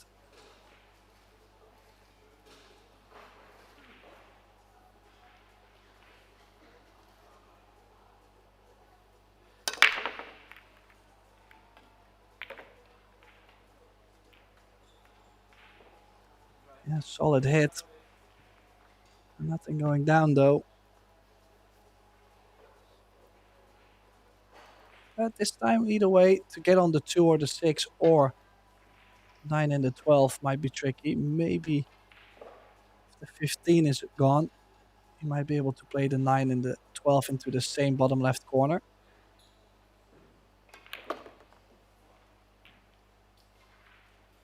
So pick up the 13, get on the 10. And the 12 does look like it does go already. So you could go 13, 10, 11, 12, 9, 15, or 12, 15, 9. Either way could work.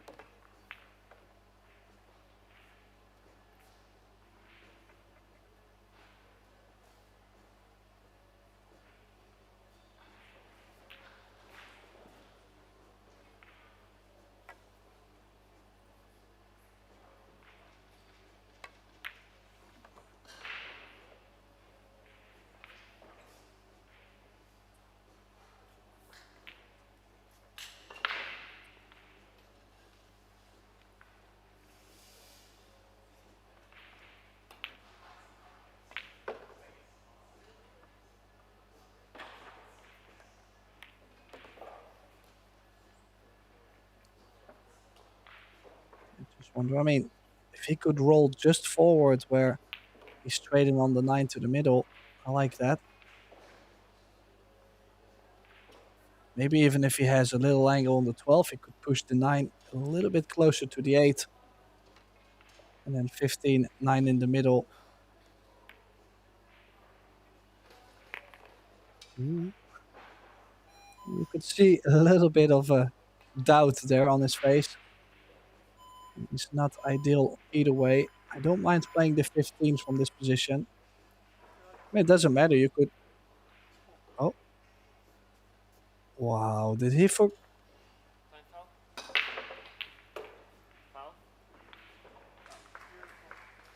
Oh. I have a little bit of a question mark here, but...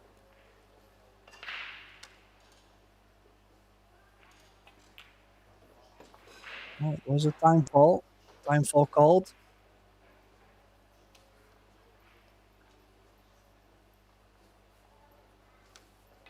Important moment in the match.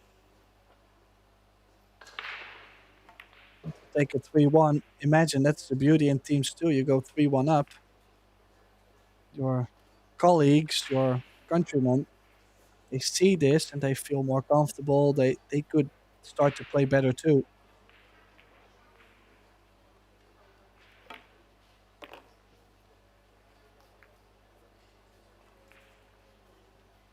Well, still does have the 5 and the 4 in trouble.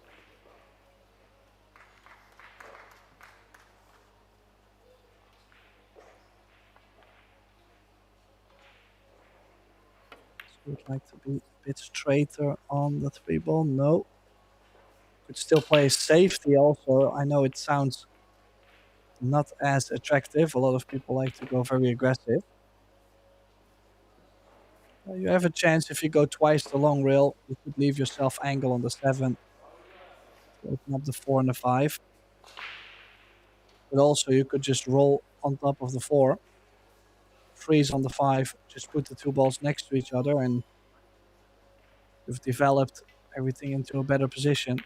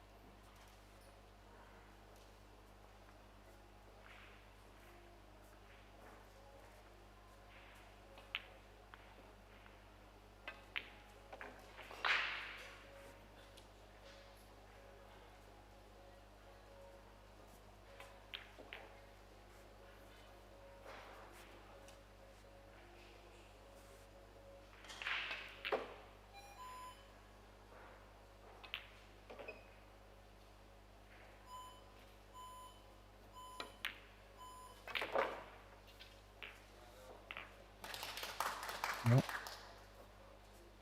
he is getting the job done.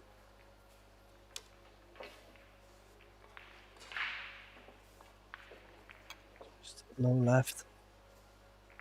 Don't like going forward on this. He does like it. Could go stun to the left side of the 8, play it in the middle. Could go low left. There's a lot of doubt on this, you can see.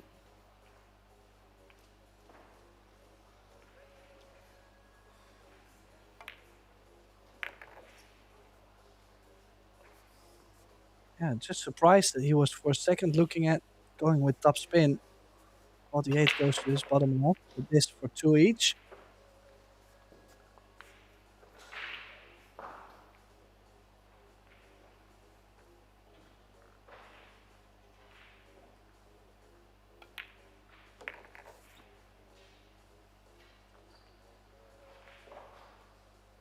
You didn't reset the timer after I put the ball.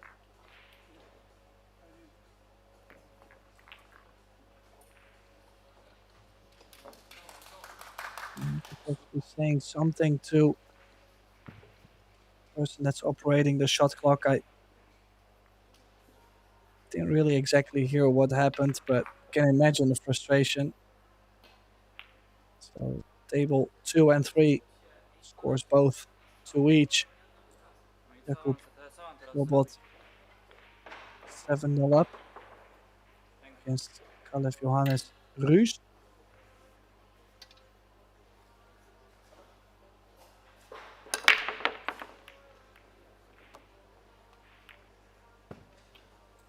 Nice break, nice solid hit.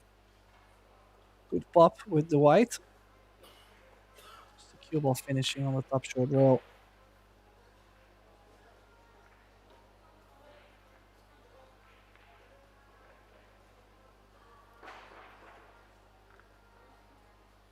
The real shots he has is the 1 or the 5 in the middle.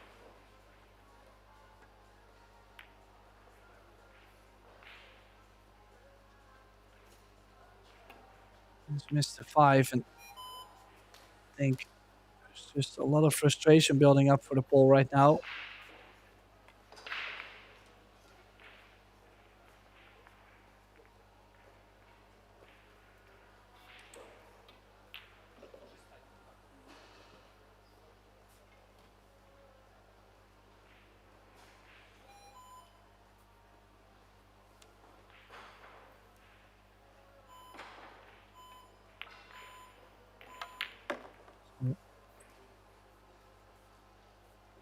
I was expecting him maybe to go a little bit more aggressive into it, but He's on the 6. The 4 does go to the bottom left. This worked out great. Now could go 6 with top left spin, maybe towards the 10. Have the 7 in the middle. 3 in the middle. Is he going over to pick up the 1 ball?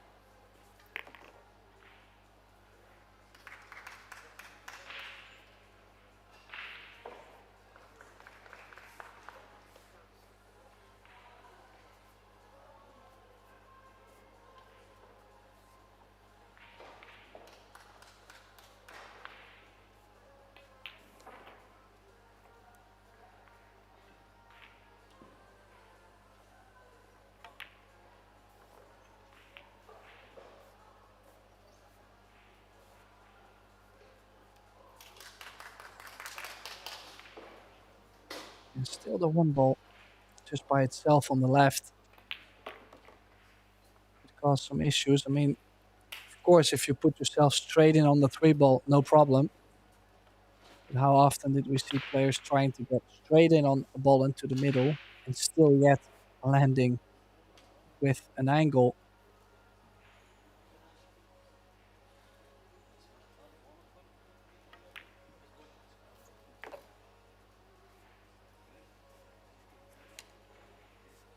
I can definitely run into the 12.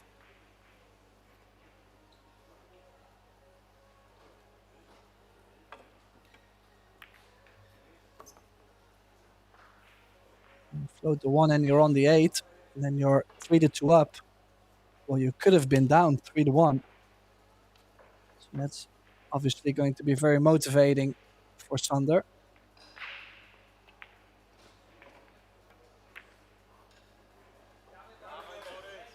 Whoa.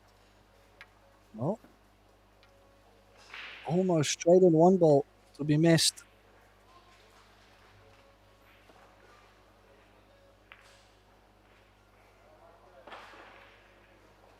Yeah, Jakub Robot already finished. Took him, was it 30 minutes of time to win his 9-ball match on the TV1 table. Definitely one of those players, when he gets going, he really gets going. Doesn't look back, just keeps shooting. To win his match 8-0. Now, that means the other 2 matches are way more important, especially for Estonia. Revo Meinre and Sander Stam will have to do it. That missed 1 ball, not coming in very handy.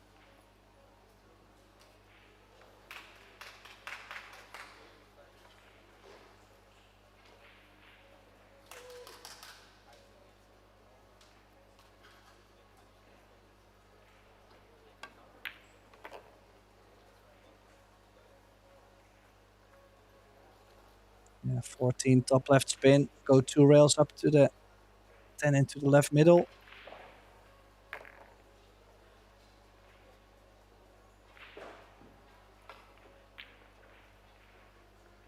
How straight did he get on this 10 ball? Can he still go forward at least? Okay, he might not get naturally straight on the 8.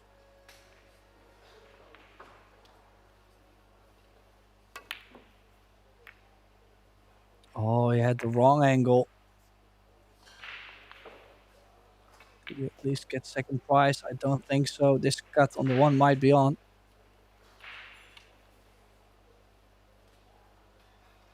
I have a feeling this match could turn out very, very nervy, depending on what table 3 does. Either way, things could get very nervy. This is a loser qualification match to get into the quarterfinal.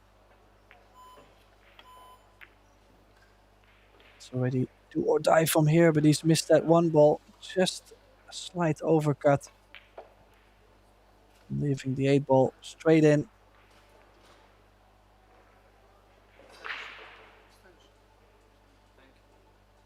28 seconds on the clock. And yet causes extension. I feel he's doubting the shot clock quite a bit at the moment. does take the rack. He does take a timeout quite early in the match. 3-2, Boris Karkowski leading.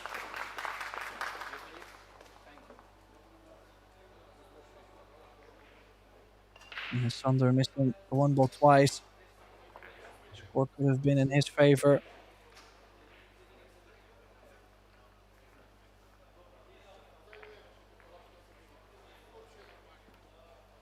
Yeah, we don't really... Well, we do have a view on table 3, but I will actually have to look on my phone, I believe, to see. We are live. We do have an extra table available on ProBilliard TV.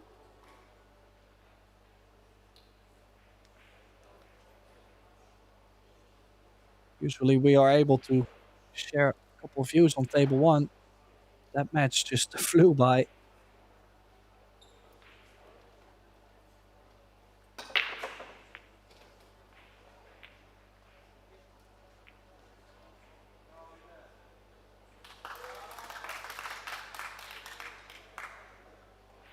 The score currently 3-2.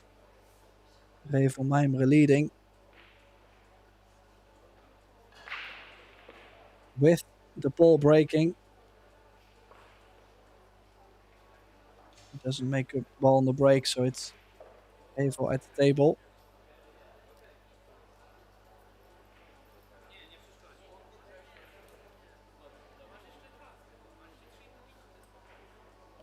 Now this is day 8 of the Kamui EPBF European Pool Youth Championships. As I mentioned, we still have one more round after this round at 7:30 local time. Those will be the quarterfinals in the teams. And then tomorrow, last day, will be 5 rounds. We'll have the 9-ball, quarterfinal, semifinal, and the final, followed up with the team's semifinal and final. Both my colleague Mark White and I will be in the booth, going over all the shots, going over all the action.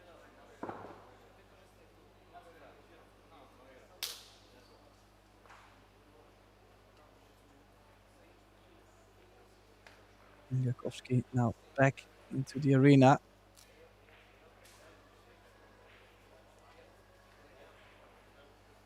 I find it quite interesting how I don't think I've seen any player come back from their timeout with, let's say, 1 minute on the clock. They all had 3 minutes left, 2 minutes left.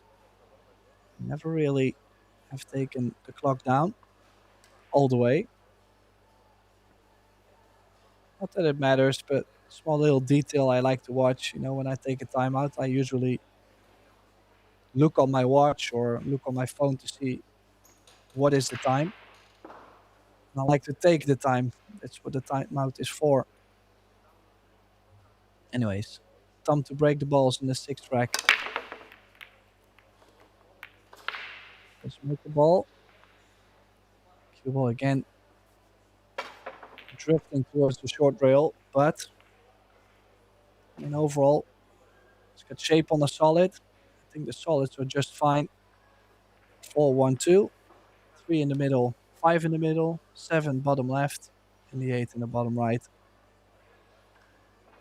The only thing I could see going wrong is maybe not getting straight enough on the 3 into the middle. So that takes a little bit of work.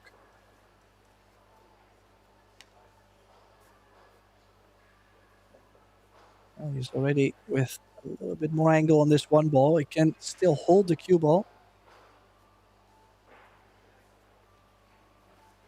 Could also play, I don't know, I was going to say 5-3-1-2, but still 5-1-2-3.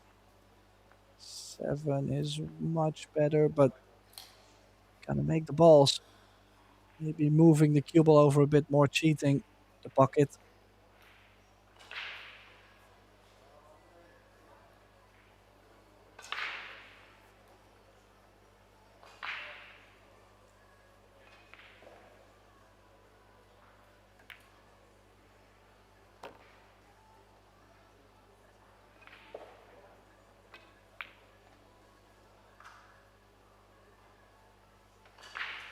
The 11, bit of a dangerous position.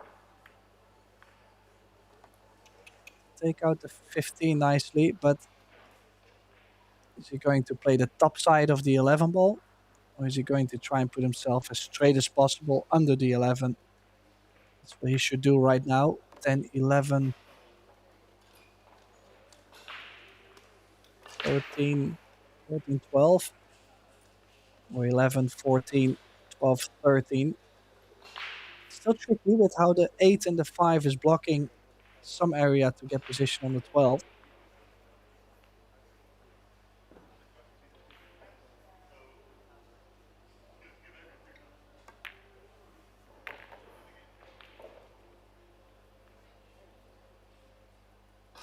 Would be nice. Top right spin to get to the short side of the 12. Could work.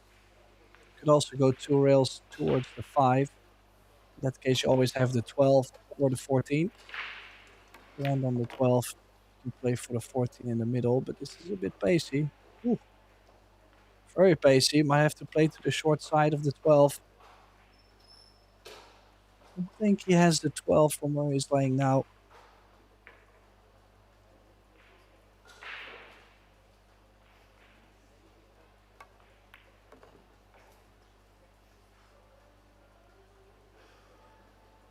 Nicely navigated the cue ball.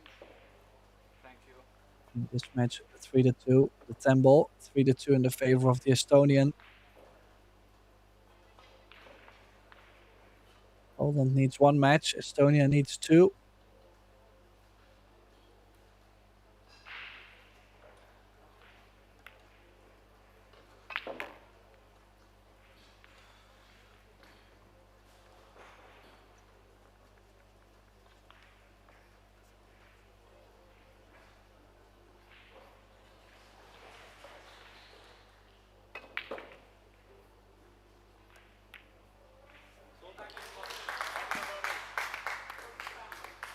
He does come back from his timeout. He does clear up the first opportunity he gets. It's in 4-2, and he does have the break. You can see that little pep in the step, and I feel also that he kind of needed that little push. You could see the validation when he made the 8. Of course, Polish crowd clapping, supporting.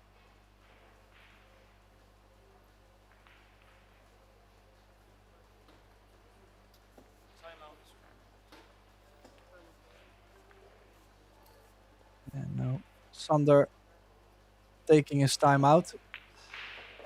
Putting Kwiatkowski in the chair. Like I said, maximum 5 minutes, but most of the time they only take 2 or 3, so won't be that long. In the meantime, Revo Meimere 4-2 up. But for Estonia, I think it all depends on this table right here. Sander Tam, some early trouble in this race to 7.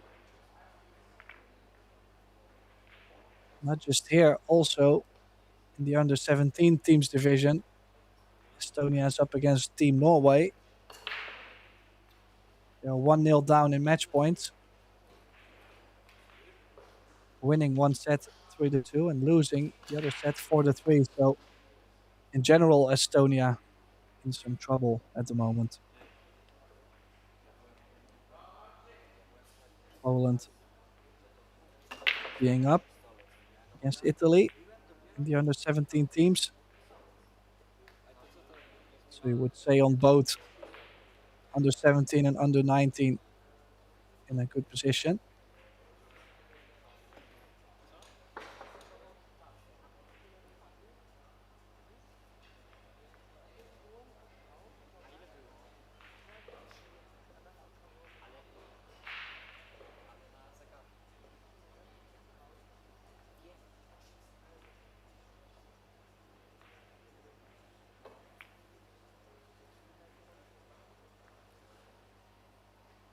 Yes, we'll just have to wait a little bit for Sander Tam to get back.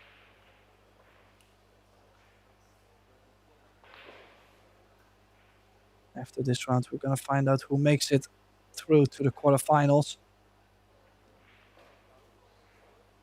in the quarterfinals currently waiting. Let's see, this is the under 17.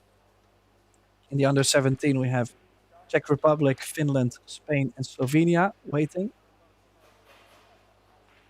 In the under 19, we have Turkey, Spain, Germany, and Norway waiting.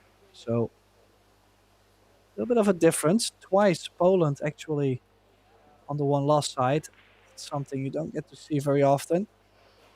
Over the years, Poland, one of the stronger, or maybe even the strongest country in the European Championship, just like Germany. Big countries, a lot of youth players, a lot of clubs, a lot of coaching.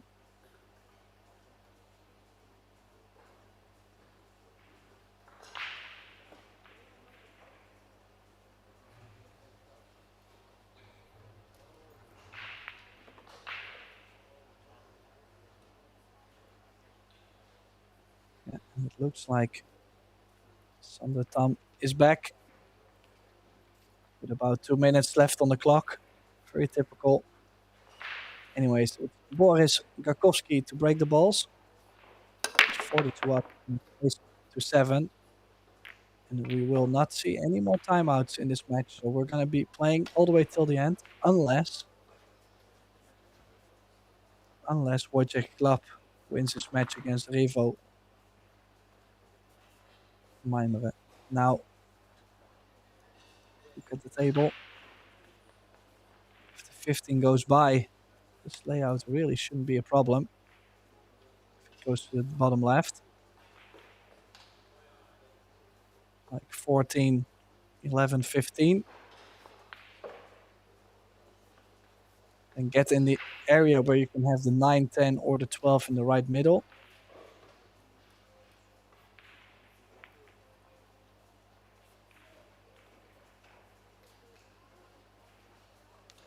Other option is to start with the 10-9 combination, running the cue ball 2 rails for the 13. That's just barely dropping. Does he get on the 15? It might be better off to take the 15 now from this position. He does have it. At least from our view, it looks like the 15 does go to the bottom left.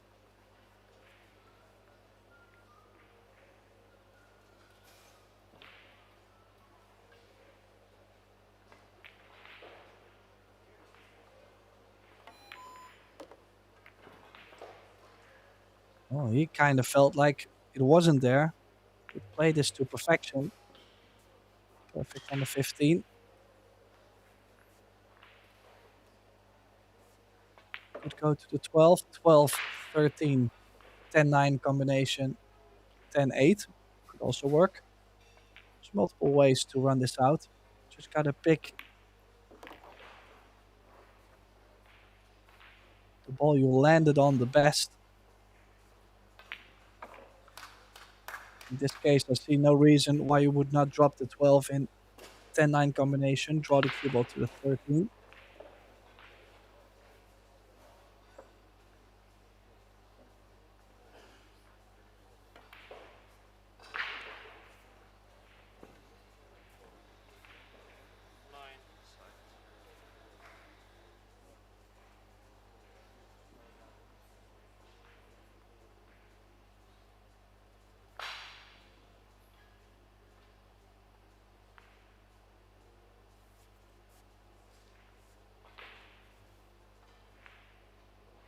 So straight draw could send the 10 over to the bottom corner if he wants.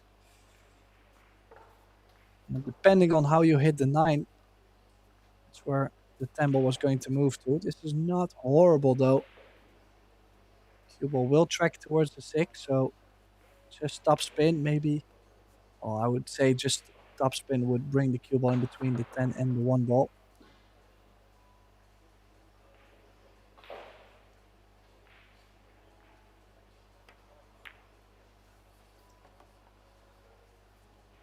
A little bit softer, but should be okay still. Left spin to run towards the 8.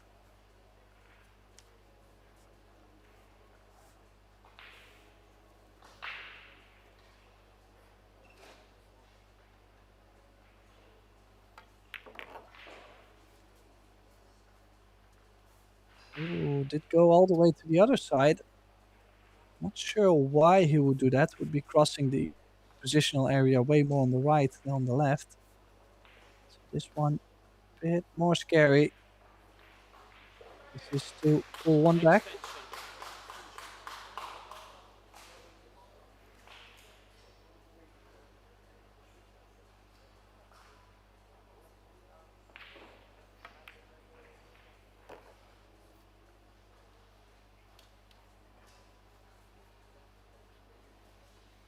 But no doubt at all. 4-3 now.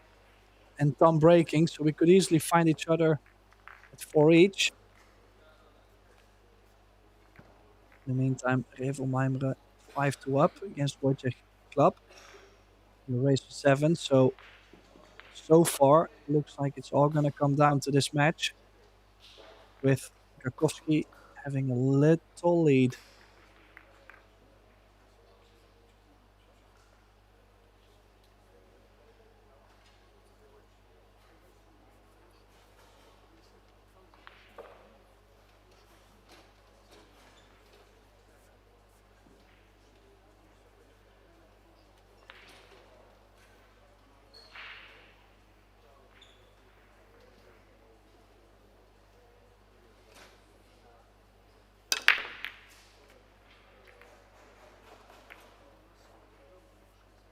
Well, interesting. A very different approach, he says. I'm not going to make the same mistake again. Let me go way more defensive.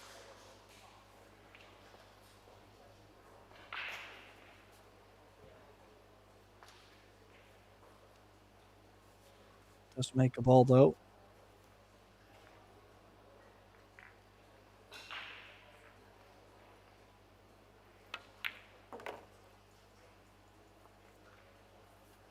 Well, does have an angle on the 13 to possibly run into the 9 and the 11.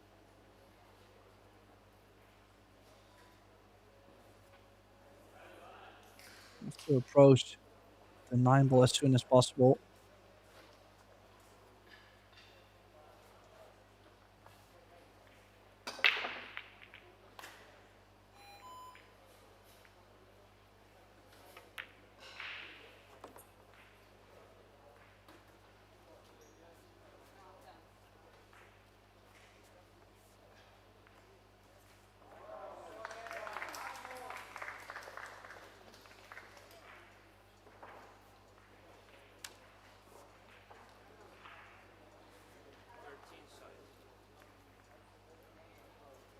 It does take many balls away first before he actually develops something with the 9. Okay, might be able to go back and forth, still have the 11 to draw into the 9.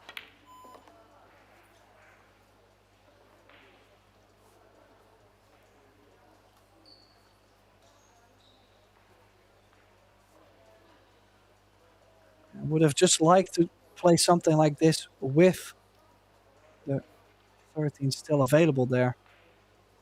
You know, the more balls you have on the table, the more backup. So this has to land precisely.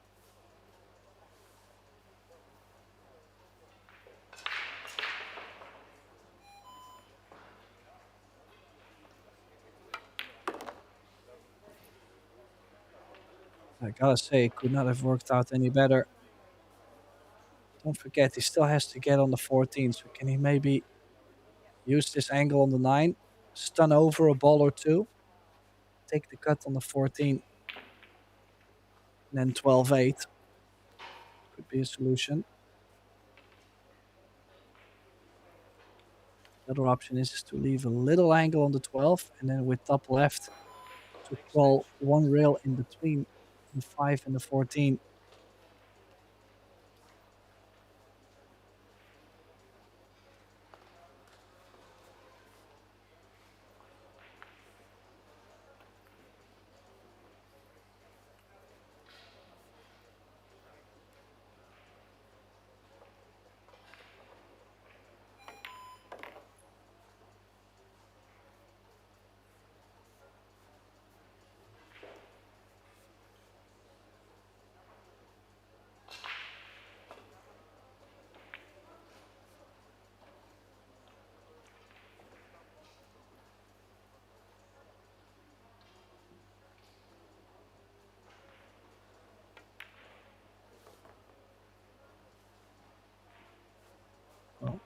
The 14 to the 8 it is. Gotta say the 8 does not go to the right middle. So if he's trying to go twice the long rail and he bumps the 7, could have the 8 into the top right, but also could land on no shot on the 8 ball. So quite some things that could go wrong.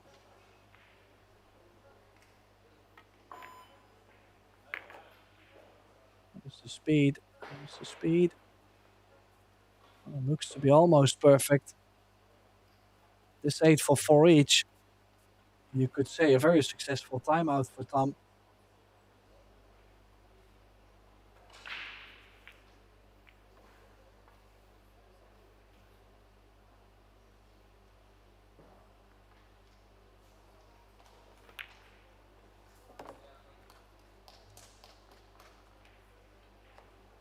Yeah, and there it goes. And we have a match. Again, we have a match. I mean, this match has been flying all over the place, has been literally going back and forth between the two of them. They both have taken their timeouts.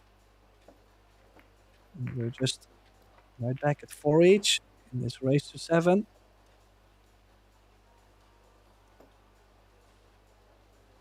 Boris Kakowski to break the balls. I like how he's broken the balls last time. Nice square hit, nice impact, good control. How consistently can he do it? Well, I mean, honestly, this is a monster break. 3 balls in.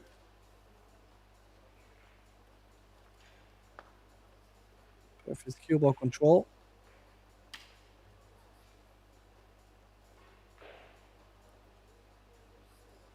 If the 15 doesn't really go by the 1, so not a big fan of the stripes. I mean, it's tricky. You could play like soft, just barely by the 1 ball and cheat the pocket. In that case, you could go 1, 14, 15, 13, 12. I'd rather go solids.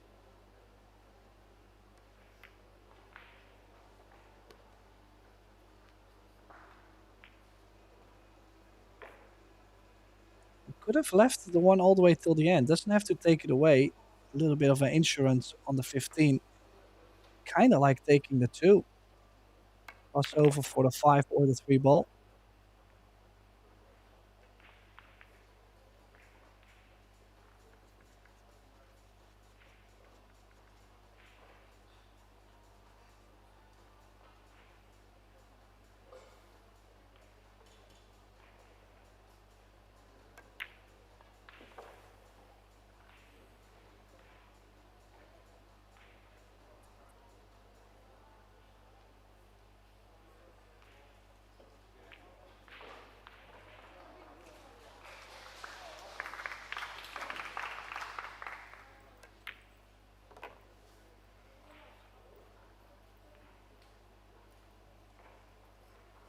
Did he land? Well, should be okay at least. Could play a little bump into the 12 to have the 3 in the middle. Ooh. So let's go back and forth. He's still there. Now stun. He's going to play the 8 into the corner. Could also stun 1 real softly to play the 8 into the right middle. Both players have stepped it up a bit.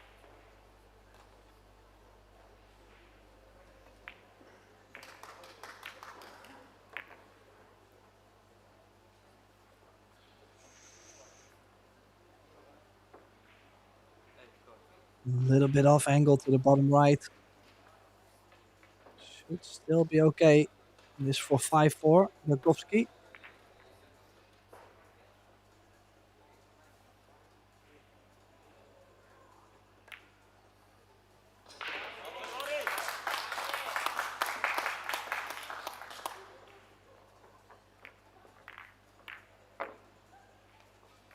Yeah, 5-4 it is. In the meantime, Revel Maimre 6-2 up.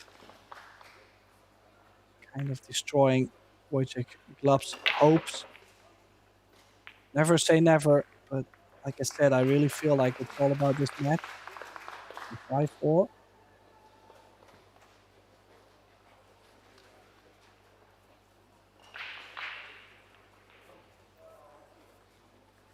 Last time did go for a defensive break. To now go back. Breaking from the middle. Interesting choice. It's like use the defense. Go back into the match. But my break from the middle wasn't working. It's a bit of an interesting choice to go back. And, well, let's go out dry. This time with a little bit of issues though. The 10 ball being a bit of a problem. I like 12-13. Could go 12-13-14. And then angle on the 15 to go into the 3 ball. 1 rail.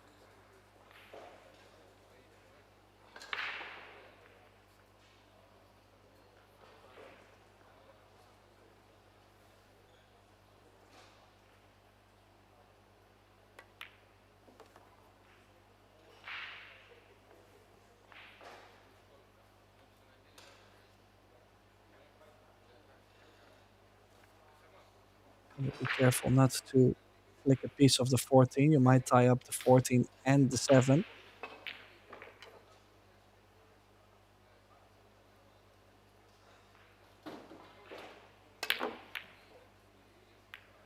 Oh, that's why he's tried to do a lot more with the cue ball.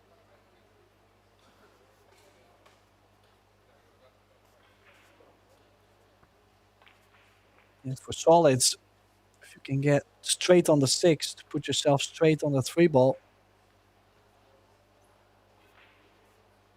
There is a run out. It's not impossible. I mean, you cannot say Tom's breaking strategy has worked, but I mean, he's back at the table, so it has worked. Gotta close it out.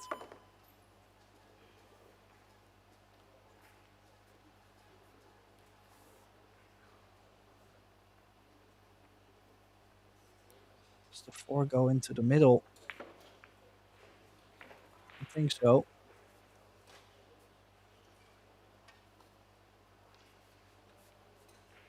Means the only shot he has is a 6. I don't think the 3 ball does go.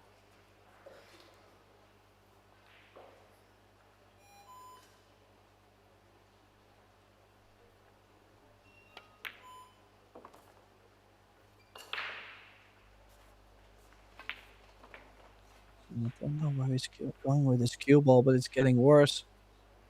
Has to take on the 7. A little bit awkward cueing by the 15, and cue ball will bump into the 14.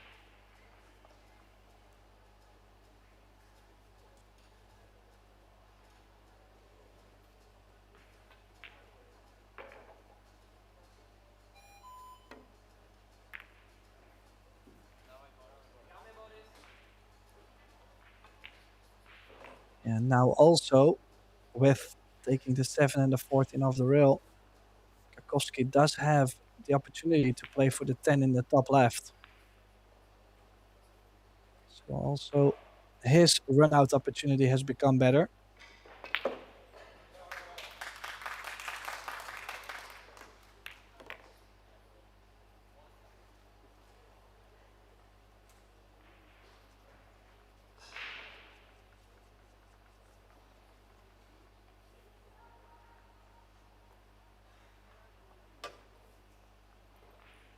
Yeah, Revo Maimre winning 7-2 over Wojciech Glub. So this is it.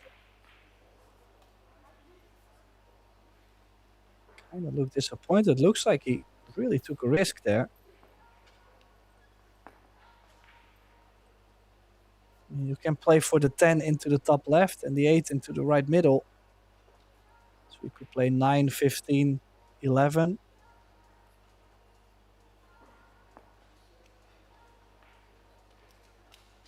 Is he going to hold this? 9. No, was going to say either 9, 11, 10, 15 could work too. Just leave yourself. Well, he's going to leave himself on the high side.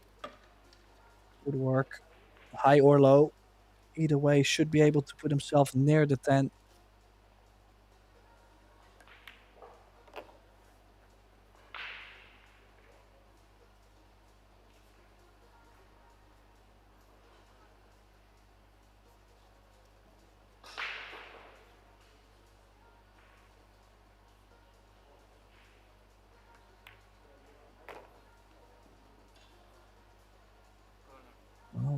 A little bit more cut on this 10. So now I like to play this with low left. Go one rail into the 3 ball. You're guaranteed on the 8. Because that little bit of left spin, the 10 ball doesn't throw as much because the pace you want to play. If you play center ball with a bit more pace, there's a lot of throw on the ball. It kind of pushes the 10 towards the long rail.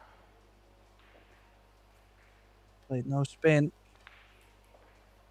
Does the 8 go to the corner? Does it go in between? If not, the cut into the middle is quite steep.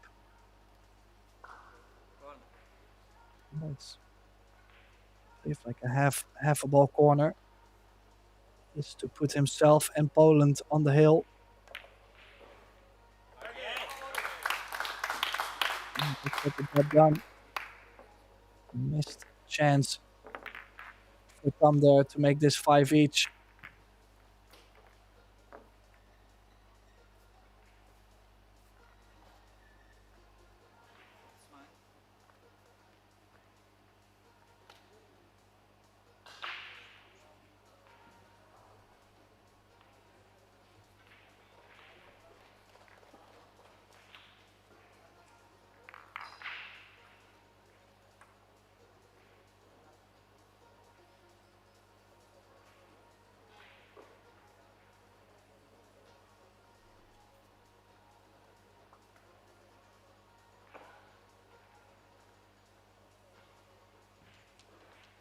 So Kakowski breaking could close it out on his own break. Sander hoping for a mistake. Possible break a run on his own. And then, well, another mistake on 6-6. So hopes could be far away. Ooh. The cue ball was a bit dangerous, but a ball is being made.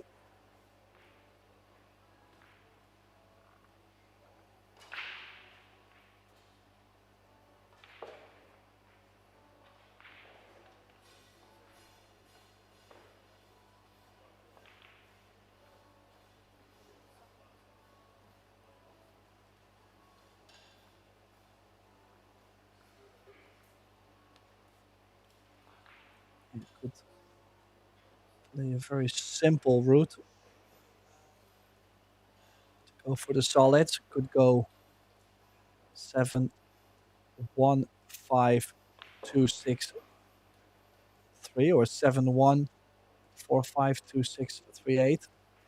Just don't like the 3 ball to get to the 8 ball. For the stripes, the 12 and the 14 definitely being tricky ones.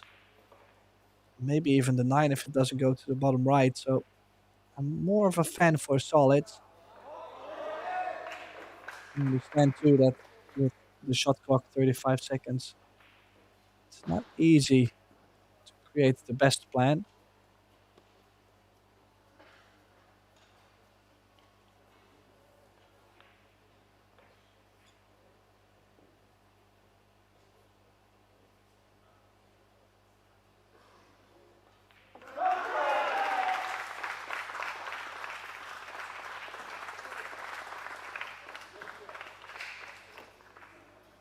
I don't think he's on the 14.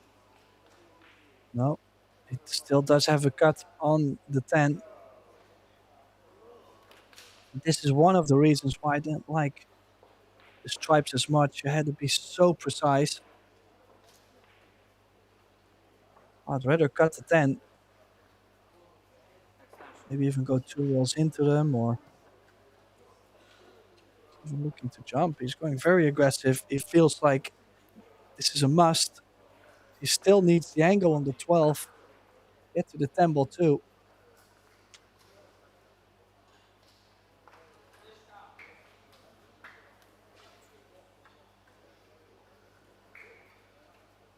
And now he spent 20, 25 seconds. I'm looking at the 14 and almost no time on the 10.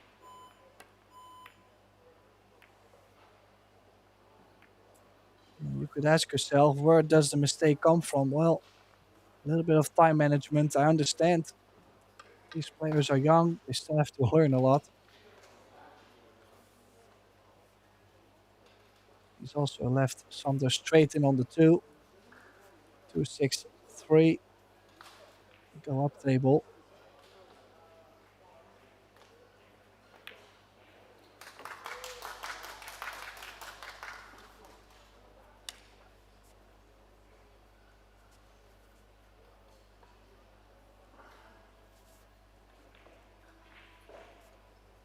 Yeah, did put himself a bit straighter. Could choose to draw and go up table at least.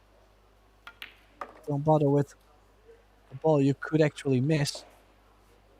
Also, this draw is a little bit soft.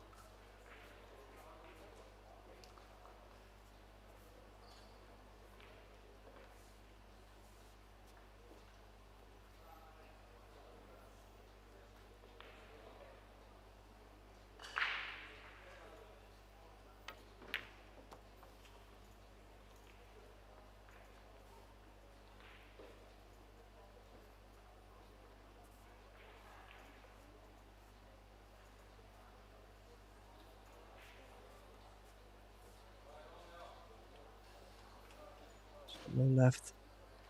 Get straight onto the 4. 4, 5, 3. And the 8 into the top left could work as well.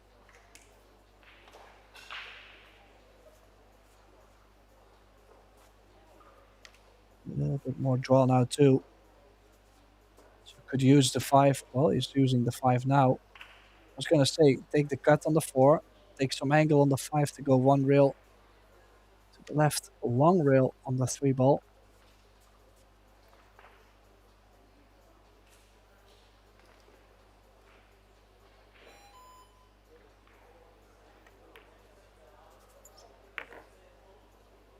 Because it's not easy from this 3 ball to still get ideal on the 4, to get straight in. So most likely if he goes 2 rails with low right spin, most likely going to have an angle on the 4.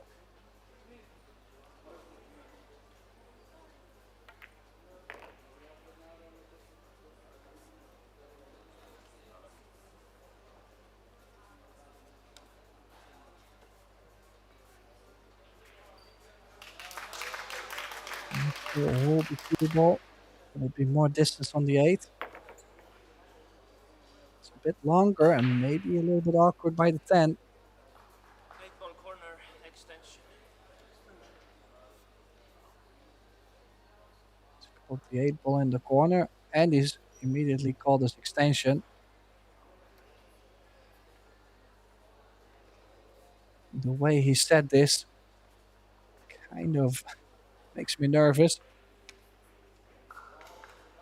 This 8 for 6-5. And Sander thumb breaking.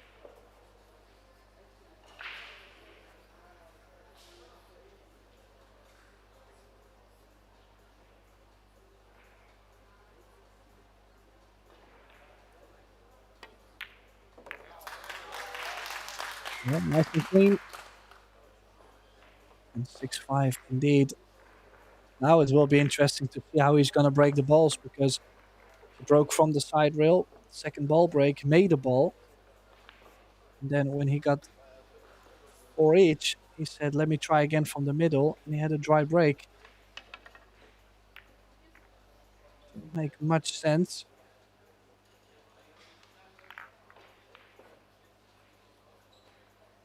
I mean, I've seen people lose a set of 8 ball on technically 1 dry break in this format.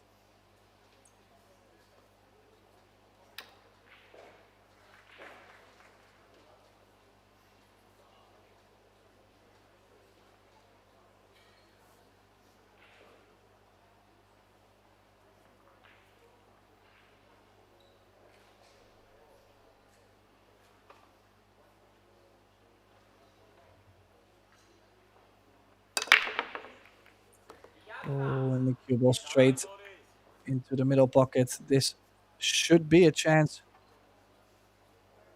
for Poland to go through. But don't underestimate the nerves. They are always there. Now, yeah, the 12 in the middle. Many ways to get on that 12 to the middle. You also go 11, stunning the cue ball in between the 12 and the 14. So you have options.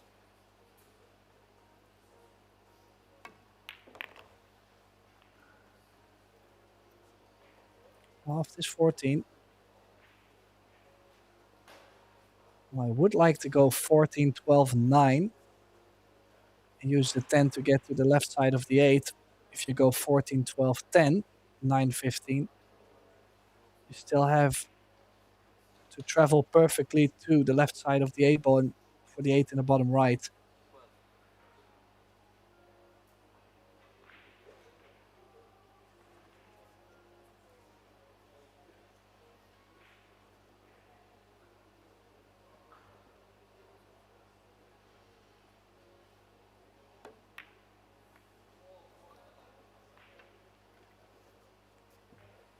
He's missed the 12. He's tied up the 6 ball.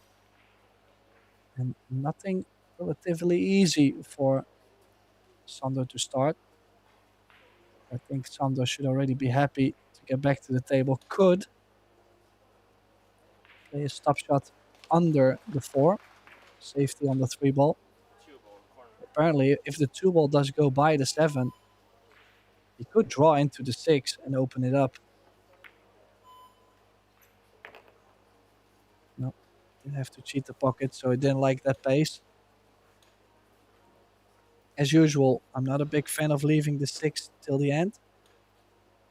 And the 1 ball on the top side of the table, you need to go pick it up, and you don't want to have just that 1 ball to get back down on the 8. Of course, if you have to, you have to. Ooh, it needed a bit more inside.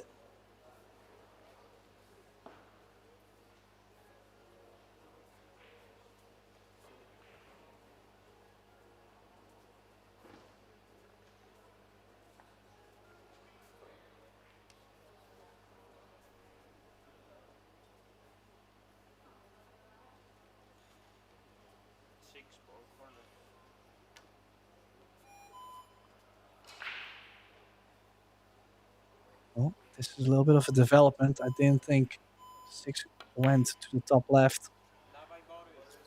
Still not sure if it did. It's another chance for Garkowski. Now with everything open, doesn't have to take on a difficult one. Just the position to the left side of the 8, as I mentioned.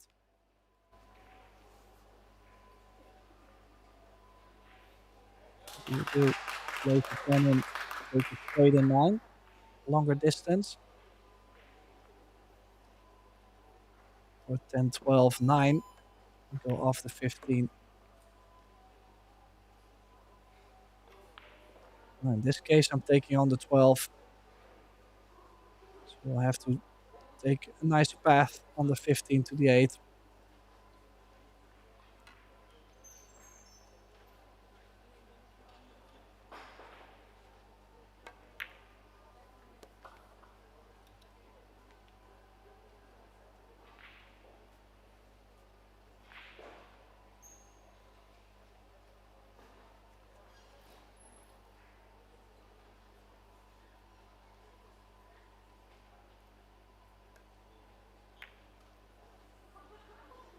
Oh.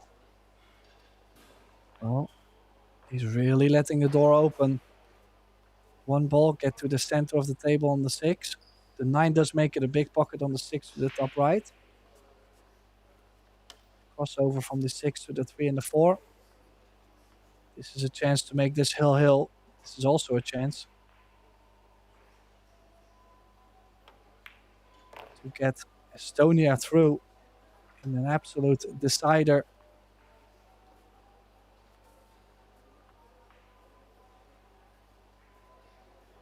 Now, of course, Garkowski still has his own break. if we go 6 each.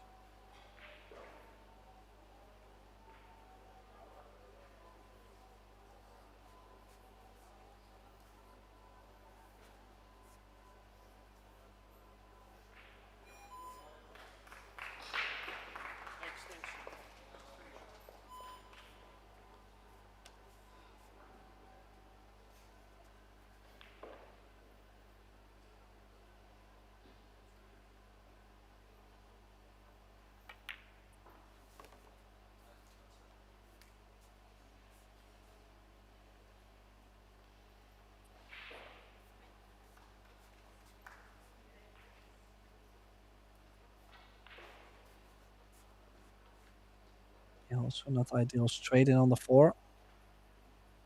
I'll have to draw back a little bit. Could also take the 3 and stun the cue ball 2 rails back up. He's relying on his straight cueing. Still fine. Center of the table. Can he even float forward to be straight and near the 5?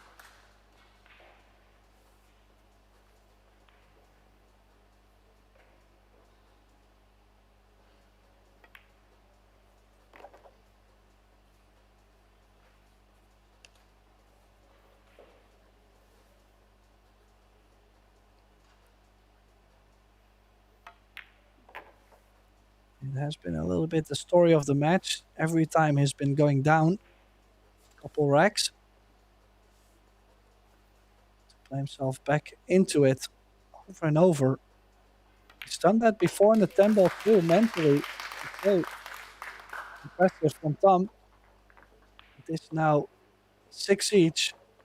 1 rack to make it through to the quarterfinals, to get your country through to the quarterfinals.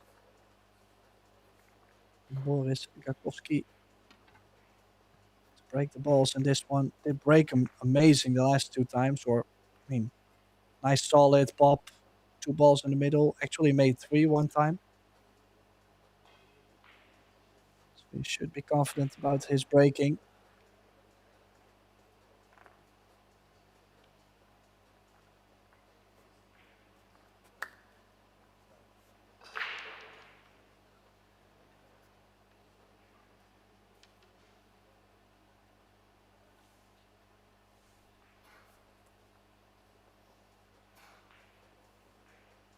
I can imagine the pressure. Oh, the cue ball very close to scratch, but does he make a ball? Does he make a ball? No. No clusters.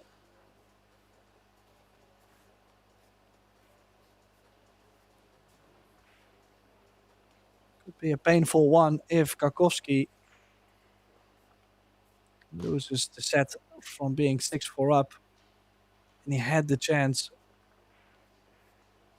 Besides the break, he had the opportunity to close it out. Now, 13-10. Probably the best start. He doesn't have a nice start to clear up the top side of the table.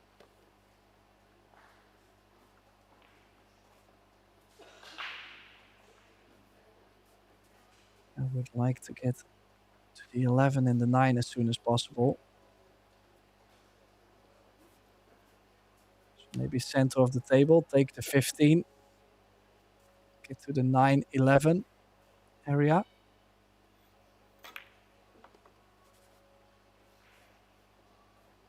This tells me the 12 does go in the middle by the 15, so could use the 12.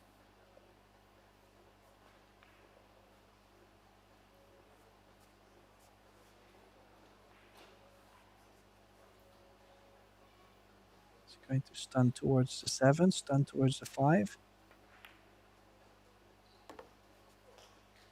Oh. Oh, that little nudge. Is he still? Oh, he might not be on the 9. What has he done? I think. Does he still have it? If he has it, he can play with left spin to the short side of the 11. But it looked like he might have hooked himself. This is pure pressure. I mean, imagine playing just individually. I ask Now you're team this from Czech Republic, get your country Slovakia, through. Slovenia, Serbia, Finland, Let's get there, but Norway, this is Spain, and speedy. Poland. Please come to Terme Tuhelj. Speedy. I can imagine he might not want to take on the 11 to the top left. The 11 is his biggest issue, you would say. Make the ball, you're most likely to have a shot on the 15 at all times.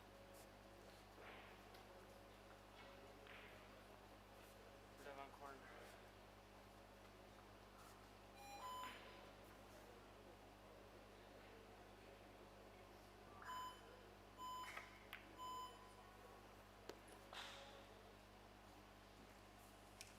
Now, the 14.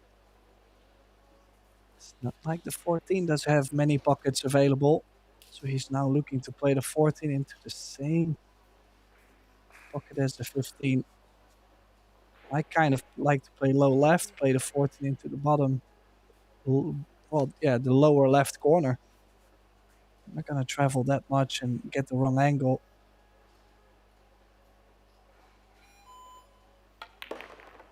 Well, he is. How is he going to finish?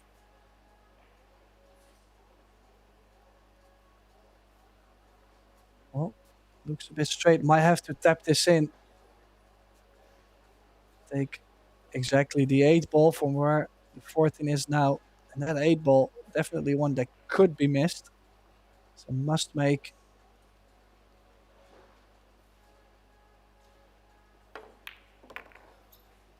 Eight corner, eight exchange.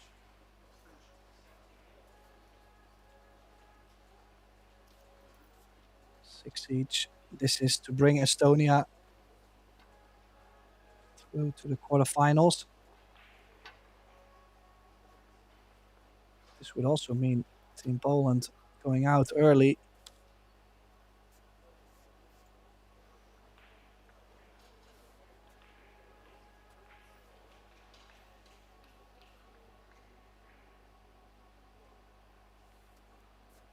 Oh, there's some nerves. He was about to pull the trigger. Just gotta watch. Gotta be careful not to take too much time. 15 seconds left.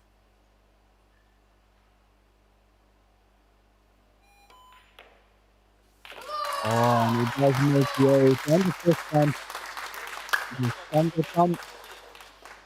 Making sure Estonia stays in this competition. Unreal finish. He beats Boris Garkovsky 7-6. What a finish that was. Definitely had me on the edge of the seat. Thanks everybody for tuning in once again at Billiard TV. And don't forget, we will be coming back at 7:30 with the quarterfinals of the team event. So hopefully I can get to welcome you back at 7:30.